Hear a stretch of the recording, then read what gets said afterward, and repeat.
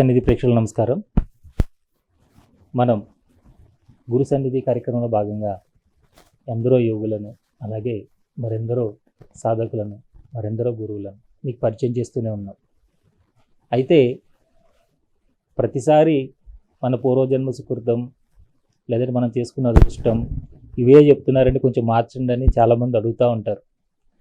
సత్యం అనేది మారదండి, ఎప్పుడు ఒకటే ఉంటుంది. నిజంగానే మన పూర్వజన్మ సుకృతం, మనం చేసుకున్నటువంటి అదృష్టం కాబట్టి మనం ఇంతమంది యోగుల్ని కలుస్తున్నాం. అందుకని ఆ విషయాన్ని ఎప్పుడు నేను ముందు చెప్తూ ఉంటాను అనమాట. అది సత్యం అనమాట, అది మారదు ఇంకెప్పటికీ కూడా. నిజంగా ఈరోజు మనం అలాంటి అదృష్టం చేసుకున్నాం కాబట్టి మనకి ఇంతటి గొప్ప గురువుతో గురు సంగత్యం చేసేటటువంటి అవకాశం మనకి దొరికింది. వారే మన సూర్యనారాయణ గురువు గారు. బ్రహ్మ విద్య ఉపదేశకులు, అలాగే బ్రహ్మ విద్య సాధకులు. నిరంతరము తన శిష్యుల కోసం ఎంతో తపన పడుతూ యావత్ భూమండలం మీద ఉన్నటువంటి ప్రాణకోటి అంతా కూడా సుఖ సంతోషాలతో ఉండాలని కాంక్షించే అలాంటి మహోన్నతమైనటువంటి వ్యక్తిని ఈరోజు మనం కలుస్తున్నాం. మరి వారిని అడిగి మనకున్నటువంటి సందేహాలన్నింటినీ నివృత్తి చేసుకుందాం. నమస్కారం గురుగారు. నమస్కారం అండి. చాలా సంతోషం గురుగారు, నిజంగా మీ విలువైన సమయాన్ని మాకు కేటాయించారు. ఎవరిని అడిగినా కూడా ఏదైనా కూడా మీరు పూర్వాశ్రమంలో ఏం చేసేవారు, ఈ ఆధ్యాత్మిక మార్గంలో ఏ విధంగా లాగబడింది అనే విషయాలు తెలుసుకుంటూ ఉంటాం. అయితే దానికంటే ముందు యోగం అంటే ఏంటో తెలుసుకుని అప్పుడు మీ పూర్వాశ్రమ విషయాలు తెలుసుకున్నాం గురుగారు. ఓం సద్గురుభ్యో నమః. ఓం సద్గురు స్వామి రామానంద పరబ్రహ్మణే నమః. ఓం సద్గురు స్వామి శివానంద పరబ్రహ్మణే నమః. ఓం సద్గురు శ్రీకృష్ణ పరబ్రహ్మణే నమః. ఓం సద్గురు శ్రీ శంకర పరబ్రహ్మణే నమః. ఫస్ట్ యోగం గురించి అడిగారు. యోగం అంటే సింపుల్గా మనం చెప్పాలంటే కలయిక.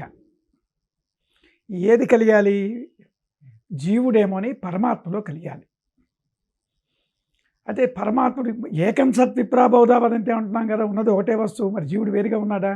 కానీ మనం వేరుగా ఉన్నట్లుగా భావిస్తున్నాం. ఈ భావంలో మార్పే, నీ యొక్క భావంలో మార్పు అయిపోయినప్పుడు నువ్వే పరమాత్ముడు అయిపోతావు, పరమాత్మలో కలిసిపోతావు. అంతకు మించి ఏం లేదు. ఇది ఏకత్వమే, ఏకం సత్. అయితే దానికి ఏదో మామూలుగా యూట్యూబ్ ఛానల్లోని మనం వినడం వల్ల అవ్వదు. సద్గురుని పట్టుకోవాలి. గురువుల సాన్నిధ్యంలో వెళ్తూ వాళ్ళ దగ్గర ఎలా ఉండాలంటే తద్విద్ధి ప్రణిపాతేన పరిప్రస్థైన సేవయ ఉపదేశంతి తే జ్ఞానం జ్ఞానినా తత్వదర్శన. అంచేత ఆ సత్యమైనటువంటి వస్తువు నీకు దొరకాలి అంటే గురువుల దగ్గరికి వెళ్ళి సాష్టాంగ దండ ప్రణామాలు ఆచరించి వారి దగ్గర చిరకాలం ఉండాలి. అయితే ఇక్కడ ఉండడం దగ్గర మళ్ళీ ఒక చిక్కు వస్తున్నది. ఒకప్పుడు ఈ గురువుల దగ్గరికి వెళ్ళి 12 సంవత్సరాలు వారి దగ్గర ఉండి బ్రహ్మ విద్య నేర్చుకునేవారు. కానీ కాలమాన పరిస్థితులు మారిపోయి అంచేత అలా ఉండడానికి అవకాశం లేదు. ఆ అవకాశము లేని పరిస్థితుల్లో గురువులు అంటే మా గురువు గారు స్వామి రామానంద, నేను కూడా ఒక హెడ్ మాస్టర్గా ఉండి ఏదో ఒక మానసిక ఏదో లోటు కనిపించి వెళ్ళాను. వెళ్ళిన తర్వాత వారు ఒక విధంగా నన్ను అడగడం తటస్థించింది, ఏం చదువుకున్నావురా అని. ఓకే, నా చదువు ఏమిటి? BSc BEd. అయితే బీఎస్సీ నువ్వు సైన్స్ స్టూడెంట్వా? Then what is this? ఇలా రాపిడి చేశారు. నాకుండే నాలెడ్జ్లో నేను చెప్పాను, this is energy. What is energy? Energy is light. Light ఉంటే చీకటి పోతుంది అనగానే నాకు వారు కాషాయం వేసుకున్నారు, అంత వేషాలు కూడా లేవు. ఇదేంటి వారు సైన్స్గా మనం చెప్పిన దానికి కూడా చెప్తున్నారు అని ఒక ఇంప్రెషన్, ఫస్ట్ ఇంప్రెషన్ ఇది బెస్ట్ ఇంప్రెషన్ కదా వారి మీద నాకు కలిగింది. అప్పుడు ఒక శ్లోకం చెప్పారు, ఇప్పటికి నేను మర్చిపోను, ఎక్కడికి వెళ్ళినా చెప్తాను అది. జ్ఞానేన తుదజ్ఞానం ఏషాం ఆశ్రిత ఆత్మనః తేషాం ఆదిత్యవతి జ్ఞానం ప్రకాశితత్పరం. అంటే ఏంటి? జ్ఞానం వల్ల అజ్ఞానం పోతుంది. జ్ఞానం వల్ల మనం ఇంతవరకు ప్రపంచంలో జ్ఞానము అజ్ఞానం విన్నాం, కానీ మన అందరిలోని ఆదిత్యవ జ్ఞానం ఉంది, నిత్య ప్రకాశమైనటువంటి ఒక వెలుగు. అది దర్శించాలి, అదే నువ్వు. అయితే ఇప్పుడు మనము ఆ వెలుగును చూడక ఈ పంచేంద్రియముల ద్వారా మెటీరియల్ వరల్డ్ చూసుకొని దీనిలోనే మనం గట్టులాడుతున్నాం. దీనిలోనే అనేక బాధలు చిక్కులు పడుతున్నాం. దానికి రకరకాలుగా ప్రయత్నాలు చేసుకుంటున్నాం. ఎన్ని ప్రయత్నాలు చేసినా డబ్బు సంపాదించవచ్చు, పెద్ద హోదా సంపాదించవచ్చు, కానీ నీకు ఆనందం లేదే. ఇన్ని సంపాదన దేనికి? భార్యని తెచ్చుకున్నావు, కొడుకులు సంపాదించావు, వాళ్ళు ఉద్యోగస్తులు అయ్యారు, నువ్వు సంపాదించావు, కానీ వాట్ ఈజ్ ది పర్పస్? ఆనందం అనేది ఉండాలి. ఈ ఆనందం అనేది ఎక్కడుంది? సత్ చిత్ ఆనంద స్వరూపుడు. జస్ట్ ఒక 1 minute చెప్తాను. ఈ సృష్టి ఎలాగ ఏర్పడిందో మీ అందరూ కొంచెం వినండి, ఎక్కువ చెప్పలేకపోయినా. ముందు ఉన్నదేదో అంతా వ్యాపించి ఉంది పరమాత్ముడు, అది కదలడు లేదు, అంతటా ఉన్నది అదే, అంతా ఉంటే ఎక్కడికి వదులుతుంది. దానిలో ఒక ప్రథమ కదలిక వచ్చింది. ఆ ప్రథమ కదలిక వచ్చినప్పుడు అయ్యే శబ్దమే ఓంకారనాదం. ఆ ప్రథమ కదలిక ఎప్పుడైతే అవుతుంది, ఎనర్జీ క్రియేట్ అవుతుంది. ఆ ఎనర్జీయే అమ్మవారి స్వరూపం. అదే అర్ధనారీశ్వర తత్వం. అర్ధనారీశ్వర తత్వం ఇది మూలం. అంటే ఏమిటి అక్కడ? పరమేశ్వరుడు అనేవాడు ఒక మహాసముద్రం, సముద్రంలోంచి వచ్చేటువంటి ఒక ప్రథమ కెరటం. ఆ కెరటమే ఈ తేజోరూపంగా ఉండేటువంటి పదార్థం. అంటే అది మన భౌతిక పదార్థం కాదది, అదే అర్ధనారీశ్వర తత్వం. ఇప్పుడు అది సృష్టికి మూలం. సృష్టికి మూలమైనటువంటి ఆ తేజో పదార్థమే మనకి ఈ జగత్తుగా మారింది. ఇది గ్రహించండి. ఈ జగత్తుగా కనిపించినంతా కూడా ఆ తేజో పదార్థం అలా కనబడుతున్నది. కానీ తేజో పదార్థం అనే భావనలో మనం ఉన్నామా? మనం లేమే. ఇది ఇతను వేరు, అతను వేరు, ఇది చెట్టు, ఇది పుట్ట, ఇది కొండ, ఇది నీరు అని డిఫరెన్షియేషన్ భావం. దానిలోనే మనకి ఎప్పుడైతే భేదభావం వచ్చిందో రాగద్వేషాలు వచ్చాయి. రాగద్వేషాలు ఎప్పుడైతే వచ్చాయో సరే ఆ భగవంతుని ఎక్కడ చేరుకుంటాం? అందరం ఒకటే కదా. ఏకం సత్ విప్రాబోధావనంటే నీకు భేదభావంతో వచ్చేసి నాకేమో నీ జ్ఞానం కావాలి అంటే నీకు ఎక్కడ జరుగుతుంది? నీ దుఃఖం పోవాలంటే ఎక్కడ పడుతుంది? నువ్వు అక్కడికి వెళ్ళాలి. అక్కడికి నిన్ను తీసుకెళ్ళే వాళ్ళే సద్గురువులు. అక్కడ తీసుకెళ్ళాలంటే ఏం చేయాలి? ఏంటి మార్చాలి? ఓ ఏకం సత్ అంతా ఒకటే అన్నారు కదా, సరే అని చెప్పి కొందరు తాలూకా ఇదేం చెప్పారంటే అడవులు కొడిపోయి అన్నీ వదిలి అని కొన్ని కల్టులు ఉన్నాయి. కానీ మా గురువు గారు వారికి నమస్కారం పెట్టాలి. నాయన నువ్వు ఎక్కడికి వెళ్ళక్కర్లేదు. గృహస్థాశ్రమ ధర్మంలో నీ ఉద్యోగం చేసుకుంటూ నీ భార్యాబిడ్డలతో ఉంటూ చక్కగా మోక్షాన్ని పొందేటటువంటి ఒక సులభమైనటువంటి మార్గాన్ని మాకు అందజేశారు. వారి రుణం మేము తీర్చుకోలేము. అంచేత ఎలాగ వెళ్ళాలి? ఏకం సత్ అనేటువంటిది ఆ తేజోభావం. ఏకం సత్ అంటే పరమాత్ముడు, దానిలోంచి వచ్చింది తేజస్సు, తేజస్సు నుంచే జగత్తు వచ్చింది. అయితే తేజస్సు నుంచి జగత్తు వస్తే జగత్తు రూపం మూల రూపం ఏది? బంగారము, బంగారు ఆభరణాలు. ఆభరణాలన్నీ ఎక్కడి నుంచి వచ్చాయి? బంగారం నుంచి వచ్చాయి. కానీ మనమే అంటున్నాం ఇది నెక్లెస్, ఇది వడ్డాణం, ఇది గాజులు అంటున్నామే. కాదే, ఎక్కడి నుంచి వచ్చింది? అది బంగారమే అని చెప్పాలి మనం. అంటే ఈ దృష్టి ఉండొచ్చు, ఇది నెక్లెస్ అనొచ్చు, కానీ మూల పదార్థం ఏది? బంగారమే. అలాగే జగత్ అంతా ఎక్కడి నుంచి వచ్చింది? దానికి మూల పదార్థం ఏది? ముందు తేజస్సు. తేజస్సు ఎక్కడి నుంచి వచ్చింది? పరమాత్ముడు. ఆ పరమాత్ముడు ఉన్న నిర్గుణ స్వరూపం అది మనం చెప్పలేము. ముందు తేజస్సు వరకు మనం వెళ్ళాలి. ఈ తేజోపదార్థమైనటువంటి ఆ పరమాత్ముడి దగ్గరికి ఎవరు వెళ్ళాలి? ఈ సృష్టి ఏర్పడింది కదా, సృష్టిలో 84 జీవరాశులు ఏర్పడ్డాయి. ఈ జీవరాశులతో పాటుగా నువ్వు కూడా వచ్చావు. కానీ మిగతా వాటికి లేని బాధ మనకు వచ్చింది. ఎందుకంటే ఈ బాధలల్లో మనం పడాలా? కానీ మనకి ఆనందం లేదు, దుఃఖంలో కొట్టుమిట్లాడుతున్నారు ఇప్పుడు మానవుడు. మీకు ఒక విషయం తెలుసో తెలీదు, అమెరికా ఉంది, అమెరికా దేశంలో వాళ్ళకి లోటేం లేదు. కానీ ఎక్కువ సూసైడ్స్ చేసుకునే దేశం అమెరికా దేశం. ఎందుకు చేసుకుంటున్నారు? వాళ్ళకి అన్నీ ఉన్నాయి కదా. ఆ స్థితికి మన భారతదేశం రాకుండా మనం కాపాడుకోవాలి. ఎలాగా సూసైడ్స్ ఎందుకు ఎక్కువ చేసుకుంటున్నారంటే వాళ్ళకి ఏవైతే అనుభవించాలో 15 ఏళ్ళు రాగానే స్త్రీతో అయిపోయింది, డబ్బుతో అయిపోయింది, కారు అయిపోయింది, ఇవి అయిపోయింది. మరి వాట్ నెక్స్ట్? మరి ఏదో కావాలని కోరుతుంది కదా. మనసు ఎప్పుడు ఊరుకోదండి, ఎప్పుడు ఏదో ఒకటి కోరుతూనే ఉంటుంది. చాలామంది మనసు కంట్రోల్ అంటారు. కంట్రోల్ ఎందుకండి? నీ గుండెని కంట్రోల్ చేసుకున్నావా? నువ్వు గుండె ఆగమని చెప్పావా? కిడ్నీ సాగమని చెప్పావా? దీన్ని ఎందుకు కంట్రోల్ చేయాలి? నాకు జ్ఞానాన్ని ఇవ్వాలి. అందుకని కంట్రోలింగ్ అనే పదం కాదండి అక్కడ తప్పది. జ్ఞానం కలిగితే అదే చెప్పినట్టు వింటుంది. అది మనం తెలుసుకోవలసింది అనమాట. అయితే ఇప్పుడు ఏమైంది? ఆ జ్ఞానాన్ని మనం ఎప్పుడైతే ఇచ్చామో ఆ మనస్సు తాలూకా స్థితి మారుతుంది. అంచేత మనం అమెరికాలో ఇప్పుడు చెప్తున్నాను కదా, ఆ విషయం మీకు జాగ్రత్తగా వినండి.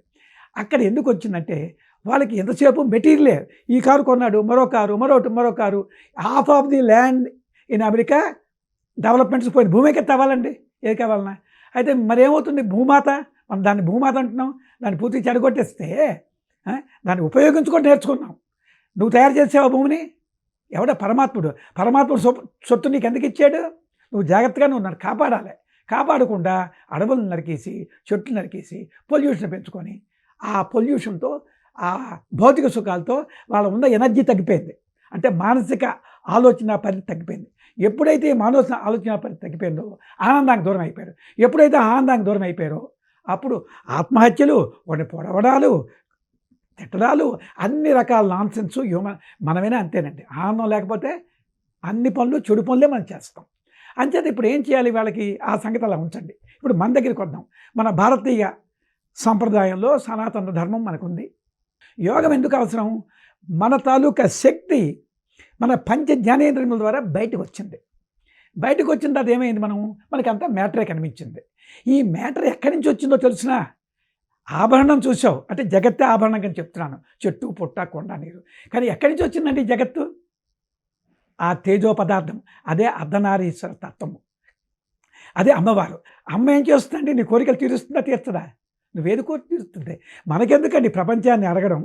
అమ్మ దగ్గరికి వెళ్ళండి మీ అందరూ కూడా. అమ్మ దగ్గరికి వెళ్ళిన విధానం తెలుసుకోండి.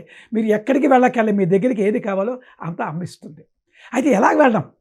అమ్మ తాలూకా రూపం ఏది? తేజో రూపం. ఆ తేజో రూపం రావడానికి ఏమిటి? ప్రథమ కదలిక. అది ఈశ్వరుడు. అదే అర్ధనారీశ్వర తత్వం. ఈ కదలిక మొదట్లో చిన్నది ఉంది. దీనికి కూడా ఎగ్జాంపుల్ చెప్తాను. దీపం ఉందనుకోండి. దీపం ఇలా కదిలిపోతే అక్షరాలు చదవగలమా మనం? పాఠం అలా కనబడుతుంది. అదే దీపము స్థిరంగా ఉంటే క్లారిటీ మనకు ఉంటుంది. ఇప్పుడు మనకి క్లారిటీ లేదు. ఈ జగత్తు ఏమిటో ఎవరు చెప్పిందో అర్థం కాలేదు, అన్నీ వింటున్నాం మనం. ఆ క్లారిటీ ఎవరికి రావాలి? నీ మైండ్కి రావాలి. నీ మైండ్ క్లారిటీ ఎప్పుడు వస్తుంది? ఏకాగ్రత. ఏకాగ్రతే చిత్తేకాగ్రతే జ్ఞానం. యోగ చిత్తవృత్తి నిరోధ. అంటే యోగం ద్వారా ఈ యోగం ఏం చేస్తుందంటే నీ మనోకదలికని ఆపుతుంది. నీ మనోకదలికని అంటే యాక్చువల్ ఫ్యాక్ట్ నేను ఒక హెడ్ మాస్టర్గా, ఒక ఉపాధ్యాయుడిగా కూడా మీకు చెప్తున్నాను. మా స్టూడెంట్స్ వచ్చేవారు 40 మంది క్లాస్లోని. వాడు డిఫరెంట్ మైండ్ సెటప్తో వస్తారు. కానీ ఏం చేసాం? ఒక కుర్రాడికో ఏదో రూపంలో ఒక దరువు వేసినట్టు యాక్షన్ చేయగానే అందరి మైండ్ కూడా కాన్సన్ట్రేట్ అవుతుంది. అంటే కాన్సన్ట్రేటెడ్ ఆఫ్ ది మైండ్ అదే జ్ఞానం. అప్పుడు ఏమవుతుంది? ఈ ఉపాధ్యాయుడు చెప్పిన పాఠాలు ఎక్కుతాయి. ఈ బ్రహ్మ విద్యకు కూడా మనం ఏం చేయాలంటే మన చిత్తవృత్తులు అరికట్టుకోవాలని చెప్పి ఆ పతంజలి మహాముని, ఇక మా గురు పరంపరలో మా శివానంద పరమహంసుల వారు ఇటువంటి వారంటే వారి గురించి చెప్తే మీ అందరూ ఒకసారి వినండి, చెప్తే తప్పు కాదనుకుంటున్నాను. ఆ మహానుభావుడు పోలీస్ సబ్ ఇన్స్పెక్టర్గా చేసేవారు. భార్య ఉంది.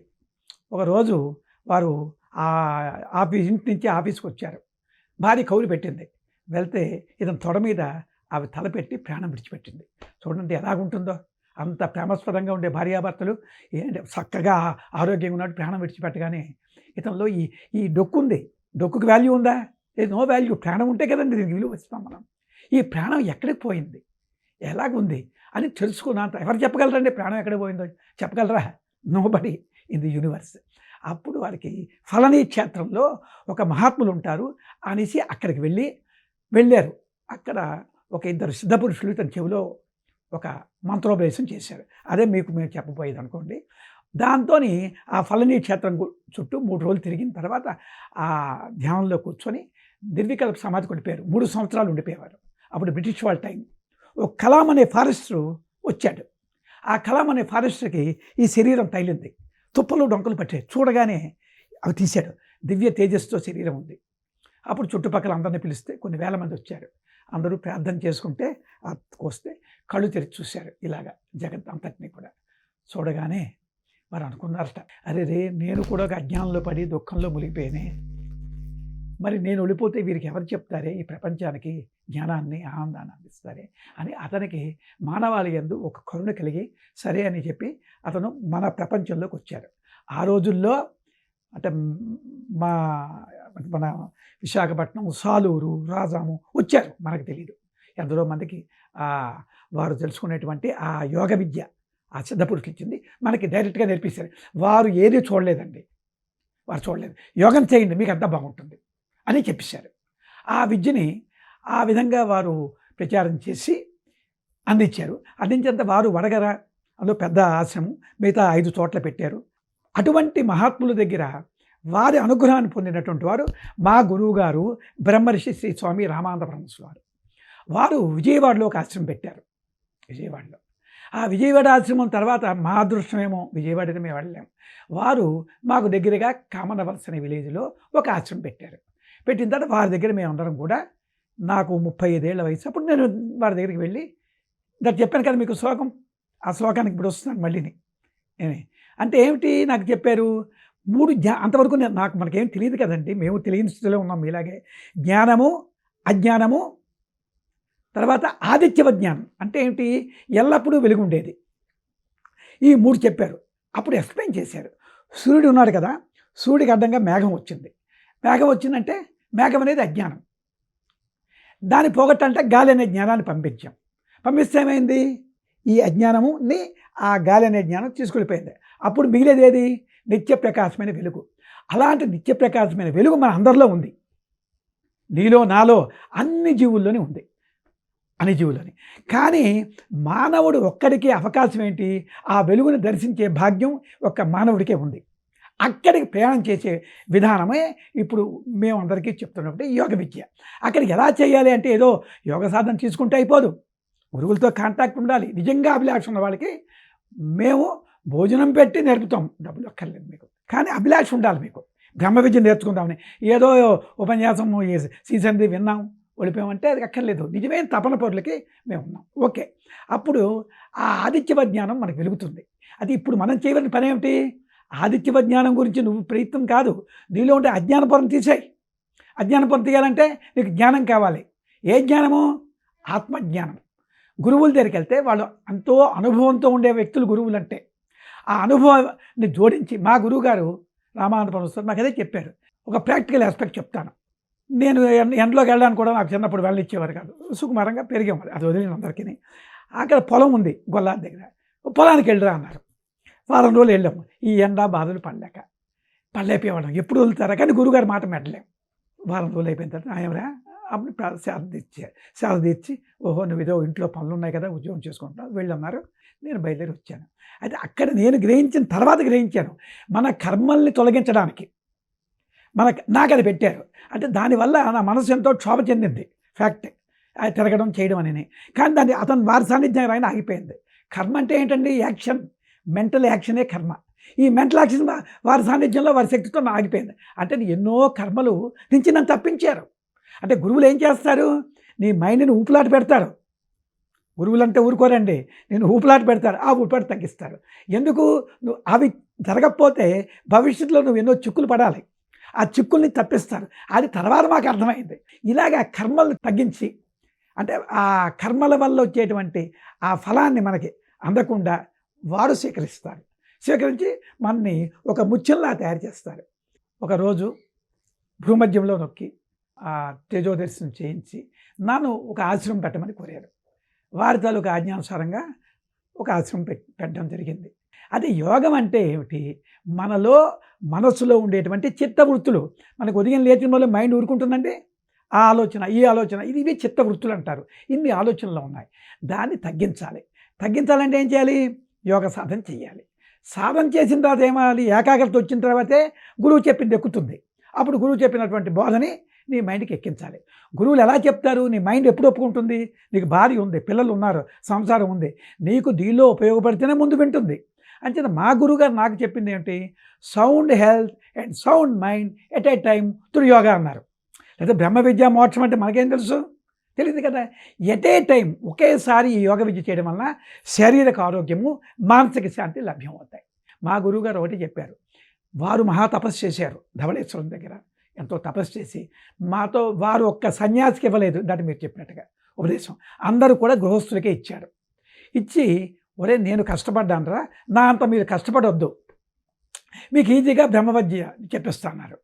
మేము కూడా వారి పద్ధతిలోనే అంతకంటే సులువుగా ఈ బ్రహ్మ విద్యని ప్రతి మానవాడికి వెళ్ళాలనే మా కోరికండి. ఇది కష్టం లేనిది. మీ అందరూ కూడా బ్రహ్మ విద్య పూర్వం ఏదో అడవులకు వెళ్ళారు, ఇదేదో కొంతమందికే మాలు బోటి వాళ్ళకి సాధ్యం కాదు అనే భావన తీసి పడేయండి.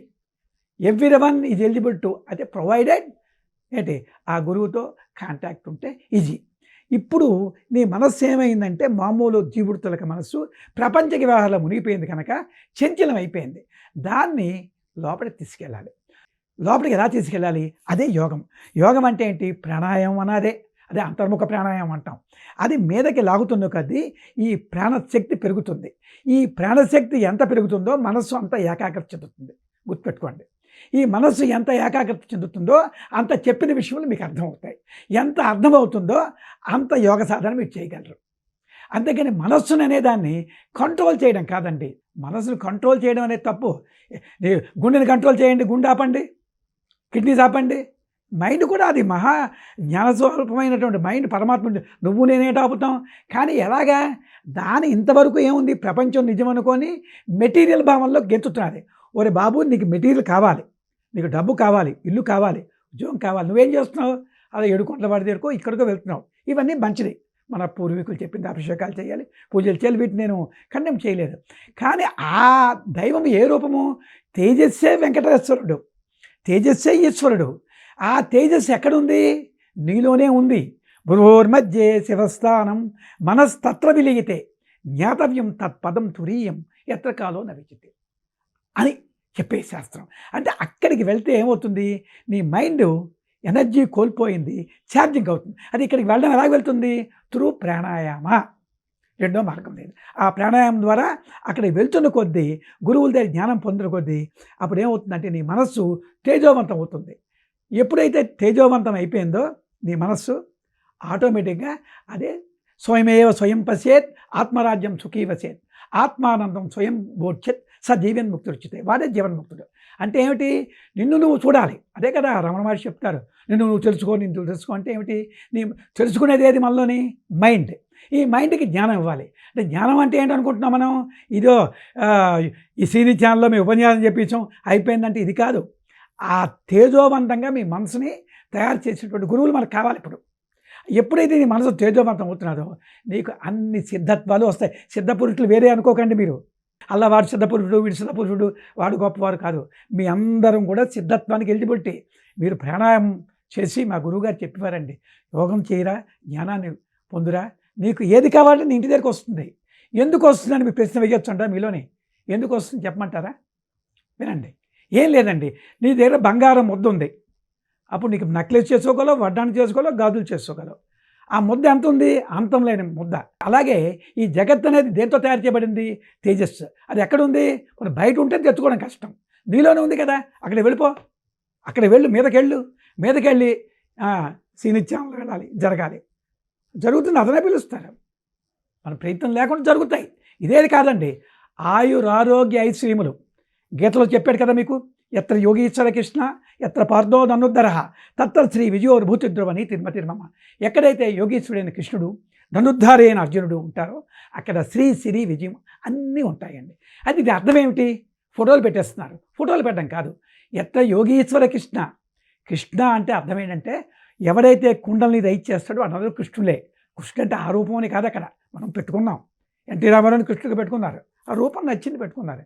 కానీ కృష్ణుడు అంటే ఎవరండి? కుండల్ని రైజ్ అవ్వాలి. కుండల్ని రైజ్ అయితే వాడు ఆత్మసాక్షాత్కారం పొందిన వ్యక్తి. దానికి ఆ రైజింగ్కే ఇప్పుడు మనకు కావాలి. ఆ రైజింగ్ ఎందుకు కావాలి? ఆ రైజింగ్ నీకు అవుతున్న కొద్దీ, ఈ ప్రపంచం నుంచి నువ్వు విడ్రా అవుతున్న కొద్దీ ఆ ఆత్మశక్తి నీ మీద పడిపోతుంటుంది. పడుతున్న కొద్దీ నీకు అన్ని బాధలు, రోగాలు పోతాయి, ప్రశాంతమైన మనసు వస్తుంది. నతస్య రోగో నజరాన మృత్యు ప్రాప్తస్య యోగాగ్నిమయం శరీరం అని మన చెప్పారండి. అది అందరూ మహాత్ములు చెప్పిన ఉపనిషత్తుల్లో. అంటే ఏమిటి? వాడికి రోగం ఉండదు, ముసలితనం ఉండదు, చావు లేదు. అంచేత అటువంటి స్థితికి మనం వెళ్ళొచ్చు. అయితే ఏమిటంటే ఆ స్థితికి వెళ్తే మళ్ళీ మా సంసారం ఏమైపోతుందో, అంటే మాకు 2 మంది శిష్యులు ఉన్నారు, రకరకాల ఆదివారం డిస్కషన్ అవుతుంది. ఏమీ అయిపోవండి. మీరు ఉన్నతమైన స్థితికి వెళ్తుంటే నువ్వు ఏ టెండర్గా ఉన్నవాడివి కలెక్టర్గా అయితే నీకు ఇవన్నీ ఉంటాయి కదా, నీ గుర్తులు, నీ సంసారం ఎక్కడ పోతే ఇంకా బాగుంటారు వాళ్ళు. నువ్వు ఎప్పుడైతే మీదకి వెళ్ళి నీ శక్తి పెంచుకుంటున్నావో నీ యొక్క అనుగ్రహం వలన నీ శక్తి, ఈశ్వర శక్తి వాళ్ళని కాపాడుతుంది. అంటే నీకు దుఃఖం అనేది ఆ ఈశ్వరుడు తానివ్వడు. పంచభూతాత్మని ప్రకృతి నేను కాపాడుతూ ఉంటుంది. ఇది సత్యం సత్యం సత్యం. అంచేత మనం ఏం చేయాలి? మనం ఎక్కడికి వెళ్ళాలి? ఎప్పుడు కూడా అటువైపు వెళ్ళు. అటువైపు వెళ్తున్న కొద్దీ నీ మైండ్ ఏమని ఆ స్థితికి పొంది సర్వము నీకు ప్రసాదం అవుతాయి. అది సిద్ధత్వం. ముందు నీకు సిద్ధత్వం వస్తుంది. అయితే మీరేలో పెద్దవాళ్ళు ఉంటే అనుకోవచ్చు, ఇదేంటి ఇలా చెప్తున్నారు. గ్యారంటీ సిద్ధపురుషులు ఉన్నారు కదండి. ముందు సిద్ధత్వం వస్తేనే నీకు దైవానుగ్రహం పడినట్టుగా ముందు లెక్క. అంచేత ఆ సిద్ధత్వానికి వెళ్ళాలి. అంటే నువ్వు అనుకున్న అవుతాయి. నీకు అంతకుముందు నీకు ఉండేటువంటి భయం పోతుంది, నీకు చికాకు పోతుంది, ఆ ఆరోగ్యాలు వస్తాయి. ఎప్పుడైతే ఇవన్నీ నీకు కలుగుతున్నాయో నీకు ధైర్యం వస్తుంది. అప్పుడేమవుతావంటే you will be completely merge with the guru's mind. అదే గురుభక్తి. గురుభక్తి లేకుండా ఈ విద్య రాదు. గురుభక్తి ఎప్పుడైతే అప్పుడు ఏం చేసావు? నువ్వు గురువు చేయించావు, మైండ్ పెట్టిస్తావు, ఆ శరీరం నీ పని అయిపోయింది. గురువు తీసుకెళ్తారు, ఏదంటే అది జరుగుతుంది. ఆ కాన్ఫిడెన్స్ కలుగుతుంది. అలా మేము వెళ్ళామండి గురువుగారి మొదట్లో ఉండేది కాదు మాకు గురువుగారి మీద. ఏది ఎలా ఉంటుంది ఒక్కసారి మనకి భార్యాభర్తలు పెళ్ళైన వెంటనే ప్రేమ కలుగుతుందా? శరీరక ప్రేమే. అలా గురువుగారు భోజనం పెట్టారు, చక్కగా ఆశ్రమానికి వెళ్ళాం. ఏదో 4 మంచి మాటలు చెప్తే అనుకున్నాం.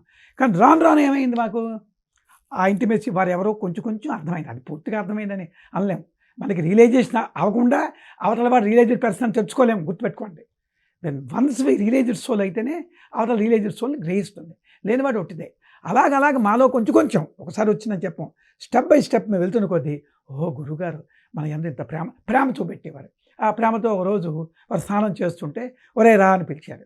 ఇది ఏం చెప్పారు, యోగం చేయాలి. అప్పుడు అంతవరకు మీరు అరగంట యోగం చేసేవాళ్ళం కాదు. నాకు ఇచ్చే రెస్ట్రిక్షన్ మీకు చెప్తున్నాను. ఏం చెప్పారు అంటే, అందరినీ అలా చేయమని చెప్పను, మరికొన్ని పద్ధతులు ఇప్పుడు చేయలేరు ఇప్పుడు కాలమాన పరిస్థితుల్లో. ఒరే ఎట్ ఏ టైం 3 hours ఒక 6 months చేయి, నీకు రిజల్ట్ వస్తున్నారు. నేను చిన్న మొండి అనుకోండి, మా నేటివ్లో హెడ్ మాస్టర్గా పనిచేసేవాడిని. స్కూల్ అయిపోయిన తర్వాత రెగ్యులర్ స్కూల్ అండి, డ్యూటీ మట్టుకు ఎక్కడ అసెస్ చేస్తూ ఇప్పటివరకు కాదు, అది మట్టుకు పర్ఫెక్ట్గా చేసామండి.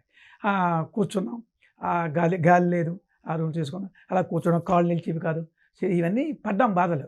కానీ దాని రిజల్ట్ కనిపించింది. ఆ రిజల్ట్ కనిపించిన తర్వాత వారు చెప్పినవన్నీ అనుభవానికి వచ్చాయి. అనుభవం పొందిన తర్వాత అనుభవం లేకుండా చెప్పకూడదండి. అంచేత ఏం చెప్పారంటే, అనుభూతిం వినామూడో వృధా బ్రహ్మని మోదతే ప్రతిబింబత శాఖాగ్రే ఫలాస్వాదన మొదమతని. వాడు నీటిలో పండు తీసుకుంటున్నట్ట, ఇది బాగా రుచిగా ఉంది. నీటిలో పండు ఎక్కడ దొరుకుతుందండి? పండు చెట్టు మీద ఉంది. ఆ చెట్టు మీద పండుని తినేవాడు కావాలి. కానీ ఇప్పుడు ప్రపంచం మారిపోయింది, మేమేం చేయలేం. అనేక రకాలు వెళ్తున్నారు. అంచేత యోగము ద్వారే మనకి అన్ని ప్రాప్తం అవుతాయి.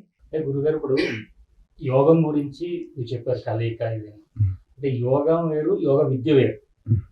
అసలు ఈ యోగ విద్య అనేది నేర్చుకోవడము దేని గురించి కూడా, అసలు ఎందుకు నేర్చుకోవాలి? ఈ భౌతిక ప్రపంచంలో అసలు యోగ విద్య వల్ల ఏంటి ఉపయోగం?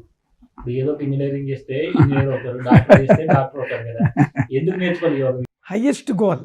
ఇప్పుడు మనం ఏదైనా ఏం కోరుతాం, మనము ఒక ఊరు ప్రెసిడెంట్ ఉన్నాడంటే మండల ప్రెసిడెంట్ కన్నా ఎక్కువ జిల్లా బట్టి రాష్ట్ర ముఖ్యమంత్రి కంటే ప్రధానమంత్రి. అంతవరకు మనకి భౌతిక పరంలో తెలుసు. కానీ ఈ ప్రధానమంత్రికి పదవికి కన్నా గొప్ప పదవి ఒకటి ఉంది, అది ఈశ్వరత్వం. ఆ ఈశ్వరత్వం వల్లే ఇతనికి ప్రధానమంత్రి పదవి వచ్చింది, ఇతని ముఖ్యమంత్రి అయ్యాడు. మనం ఏమాత్రం తింటున్నాము. అంచేత ఉన్నతమైన స్థితి ఈ భౌతికంలో మనం ఉండడం కోసమే ఈ యోగ విద్య. అది ఎంత వెళ్ళాలంటే అంత లెవెల్కి వెళ్తారు, భౌతికంగా వెళ్తారు.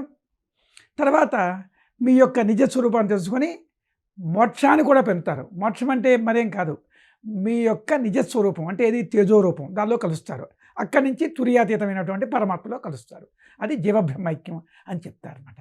అందుకోసం మనం మీదకి వెళ్ళి ఆయురారోగ్య ఐశ్వర్యములతో ఉండడం కోసమే ఈ యోగ విద్య. భౌతిక పరంగా మనకి ఆ మార్పులన్నీ కనపడతాయండి. కరెక్ట్ ప్రశ్న. భౌతికంలో ఉపయోగం లేనప్పుడు మనకెందుకండి విద్య? మానవాళికి సౌండ్ హెల్త్, సౌండ్ మైండ్, అలాగే గీతలో చెప్పారు ఆయురారోగ్య ఐశ్వర్యములు. ఎత్ర యోగీశ్వర కృష్ణ ఎత్ర పార్థో ధనుర్ధర తత్ర శ్రీ విజయోర్భూతి ధ్రువ నీతి మతిరిమమ. అక్కడ విజయము, శ్రీ, సిరి అన్నీ ఎవరు చెప్పారండి? ఉపనిషత్ సారం చెప్పారు. మరి మనం నమ్మాలి కదా, అది అవుతున్నది అందరికీ కూడా ప్రాక్టికల్గా. రెండోది యోగ వశిష్ఠులు చెప్పారు. వశిష్ఠుల వారు రామచంద్రుడికి ఏం చెప్పారు? నాయనా, యోగ విద్య చేస్తే రాజ్యాది మోక్ష పర్యంతం సమస్త యవ సంపద దేహ అనిల విధేయత్వ సాధ్యా సదస్య రాఘవ. ఓ రామచంద్ర, ఎవరికైతే దేహంలో ఉండే ప్రాణవాయువు స్వాధీనం అవుతుందో వారి రాజ్యం మొదలు మోక్షం ఉంటుంది. రాజ్యం అంటే అందరూ రాజ్యాధికారులు అయిపోతాను కాదు, మనకి ముక్తి లోటు ఉండదు.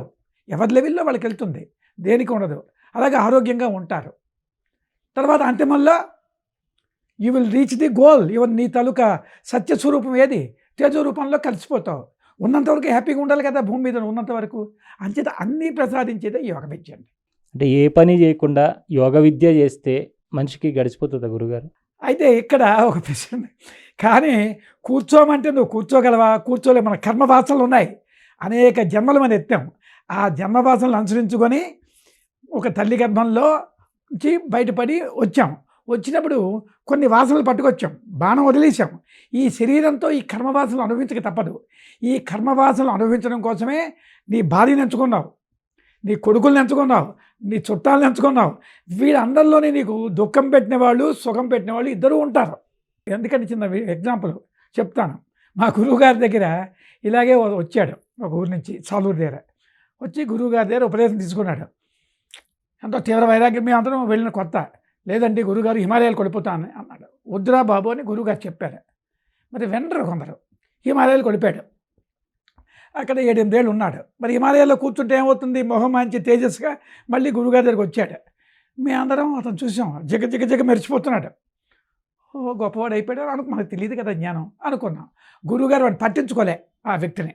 మాకు రెండూ తెలుసు. పట్టించుకోకపోతే మేము అనుకున్నాం ఎంత సాధన చేశాడు, మనకి ఏ సాధన లేదు, గురువుగారికి ఎందుకు పట్టించుకోలేదు అనుకున్నాం. తర్వాత ఏమైంది, వాడు ఊరు వెళ్ళాడు. ఆ వాసనలు ఉన్నాయి కదండి, వెంటనే ఒక పిల్లని చూసారు, పెళ్లి చేశారు. సరే దానిలో చిక్కులు పడ్డాడు, దానిలో బాధపడ్డాడు. టక్కున ఎనర్జీ తగ్గిపోయింది. ఎనర్జీ నిలబెట్టే విధానం గురువులు చెప్పగలరు. టక్కున రోగం వచ్చి చచ్చిపోయాడు. ఎందుకు, గురువు దగ్గర ఉండలేదు, గురువు మాట వినలేదు. గురువు ఉంటే ఏం చెప్తారు, ఒరే నీ వాసనలు తొలగించుకోవడానికి ఈ సంసారమే ముఖ్యం. ఇక్కడ నీ వాసనలు తొలగించుకుంటూ నీ ఉద్యోగరీత్యా నీకు వచ్చిన బాధలు కానీ, నీ సంసారంలో వచ్చిన బాధలు కానీ, ఈ బాధలు కాదు, జ్ఞానం ఉంటే ఈ బాధలను కూడా ఎలా భావిస్తావు, నీకు సోపానం కింద మారిపోతాయి. నీకు జ్ఞానం పెరగడానికే. అది మామూలు వాడికైతే అజ్ఞానం వల్ల అయ్యో నాకు ఈ బాధ వచ్చిందో ఏడుస్తాడు. అదే నీకు జ్ఞానం కలిగితే, గురుబోధ ఉంటే ఆ జ్ఞానం కూడా ఓహో ఈ కష్టం వచ్చిందంటే ఇంతకు మంచి దేవుడు నాకు ఏదో మంచి జరుగుతుందే అనే ఉన్నతమైన భావాలు నీలో ఉదయిస్తాయి. ఇదంతా గురుబోధ వల్ల నీకు కలుగుతుంది. అందుకు ఎక్కడో ఒడిపోయి కూర్చొని మోక్షం పొందిద్దాం అనేది ఇంపాసిబుల్. అర్జునుడు ఎక్కడ కూర్చున్నాడండి, కృష్ణుడు ఎక్కడ కూర్చున్నాడు చెప్పండి. రాముడు కూర్చొని ఇస్తే వశిష్ఠుల వారు కూర్చొని ఇచ్చారా, జ్ఞానం చెప్పారు. అంటే ఎక్కడా ఎవరం కూడా కూర్చోలేము. కూర్చున్నా బలత్కారంగా కూర్చోవడమే. నీ మనసు మట్టుగా తగ్గదు. కర్మవాసనలు అనుభవించక తప్పదు. కర్మవాసనలు అనుభవింపజేస్తూ జ్ఞానాన్ని ఇచ్చిన వాళ్ళే గురువు. అంటే గురువు సంపర్కం ఉంటే అవుతుంది, కానీ ఏదో ముక్కు మూసు కూర్చున్నామంటే అవదు, జ్ఞానం కలగదు. అంటే భగవంతుడు అన్నీ మంచివే సృష్టిస్తాడా గురుగారు, లేదంటే మనకు ఉపయోగపడింది చెడు కానీ ఏమైనా సృష్టిస్తాడా? చక్కటి ప్రశ్న వేశాడు. భగవంతుడు ఏది కూడా చెడు సృష్టించలేదు. అతను అంతా మంచే సృష్టించాడు. కానీ మన యొక్క అజ్ఞానము దాన్ని భావనారీతిలో ఇది నాకు దుఃఖము అనేటువంటి భావనకు వెళ్ళిపోయింది. అది నీ దుఃఖమనే నీ భావమే నీకు దుఃఖం తెస్తున్నది, కానీ బయట నీకు ఎక్కడ దుఃఖం లేదు. ఈ భావం నీకు ఎందుకు కలిగింది, నువ్వు తల్లి గర్భంలో ఉన్నప్పుడు తల్లి యొక్క 2 మాంసపు బిందువులు కలిసి ఒక కణం ఉంది. మరి ఇంత కణాన్ని ఇంత తెలివైన వాళ్ళు సైంటిస్టులు తయారయ్యారు, మనం తయారేమో, జ్ఞానవులు తయారు. ఎవరు చేశారండి, ఎవడో చేసినవాడు ఉండాలా. ఇప్పుడు ఈ సోఫా ఉంది, చేసినవాడు ఉండాలి కదా. ఆ చేసినవాడు ఎవరు, దట్ ఈజ్ గాడ్. అది ఇంటెలిజెన్స్ అంటారు. మనకు ఉండేది ఏమిటి, తెలివి, ఇంటలెక్ట్. అంటే ప్రపంచిక బుద్ధితోనే మనం వ్యవహరిస్తున్నాం. మంచి మాత్రం సృష్టిస్తాడు కదా, మరి చెడు అనేది ఎందుకు కనపడుతుంది అనేది? చెడు ఎందుకు కనబడుతున్నది మీకు అక్కడ, చెడు ఎందుకు కనబడుతున్నది అంటే ఈ జగత్తులోని మన మైండ్ తచ్చాడుతున్నది. ఈ జగత్తులో కలిసినప్పుడు ఏమవుతున్నది, మనకి ఈ ఇంటలెక్చువల్ బ్రెయిన్ ఎప్పుడు కూడా ఇది మంచి చెడ్డ అనే బుద్ధి దానిలో ఉంది. ఇతను మంచివాడు, ఇతను చెడ్డవాడు, ఇదేమో ఏదో కంపు చూసాం, ఇది కంపు. కొందరు అడిగిన వాళ్ళు ఉన్నారు, అయితే ఆ ఆ కంపుని మొక్కకి వేస్తే మంచి మొక్కలు అవుతున్నాయే, దాన్ని వినియోగించుకోవడం నీకు రాదు, ఇది కంపు అంటున్నావు. ఆ కంపులోంచి కూడా ఏడో వచ్చింది, మంచి అయినటువంటి పంటలు వచ్చాయి నీకు, సేంద్రియ ఎరువది దానిలోంచి వచ్చాయి. అది వినకుండా ఇది కంపు అంటే ఎలాగా, అంటే నువ్వేమిటి, దుఃఖం అనేది నీకు వచ్చింది, కానీ దాన్ని ఇప్పుడు జ్ఞానంతో వినియోగించుకొని నీ సోపానం కింద మార్చుకోవచ్చు. వైకుంఠ సోపానం లేదు, దానిలో మునిగిపోయి మళ్ళీ కిందకు వచ్చి నువ్వు పతనం అవ్వచ్చు. అంచేత భగవంతు సృష్టిలో ఆ చెత్త అనేది కూడా నీకు మంచి ఫ్రాగ్రెన్స్ ఇచ్చేటువంటి ఒక మొక్క తయారైంది, దానిలోంచి గులాబీ పువ్వు వచ్చింది. మరి పువ్వు ఎక్కడి నుంచి వచ్చిందండి, మొక్క ఎక్కడి నుంచి వచ్చిందండి, భూమిలోంచి. భూమికి ఎరువు వేసావా, ఆ ఎరువేంటి, ఆ చెత్తే. అదే ఇప్పుడు చెత్త ఎక్కడుంది, నీ భావం. దాన్ని వినియోగించుకోవడం నీకు చేతగాక ఈ మానవుడు ఏమని చెత్త చేశాడు భగవంతుడు, అది చెత్త ఇది చెత్త అంటున్నాం. అంచేత భగవంతుడు ఎక్కడ చెత్త అనేది లేదండి, అది మనం వినియోగించుకోవడంలో ఉంటుంది. అందుకే భారతీయ ధర్మంలో చెట్టుకి దండం పెడతాం, పుట్టకి పెడతాం. ఎందుకు, కొండ పుట్ట సర్వం కూడా భగవంతుడే, అంతా భగవత్ స్వరూపమే. అంచేత ఎక్కడ చెడు అనేది లేదు. ఆ చెడుని మనం వినియోగించుకోవడం చేతగాక వీడు మంచివాడు వీడు చెడ్డవాడు అని డిఫరెన్షియేషన్ పెట్టాం. ఇది మురికి, ఇది కంపెనీ. అది అంటే చెడు లేదంటే జ్ఞానం అజ్ఞానం అనేవి 2 కూడా లేవంటారా? ఇప్పుడు భౌతికంలో ఉన్నప్పుడు ఈ జ్ఞానము అజ్ఞానము రెండు ఉన్నాయి.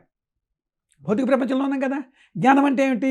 వేదశాస్త్రాలు చదువుకోవడం, దానిలో ఉండే జ్ఞానం, తర్వాత ఏమిటి యోగ సాధన, ఇవన్నీ కూడా జ్ఞానమైనవి.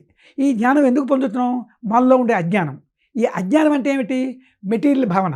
మనకంతా నా కొడుకు ఇంజనీర్ అవ్వాలి, డాక్టర్ అవ్వాలి, ఇవి తప్పని కాదండి.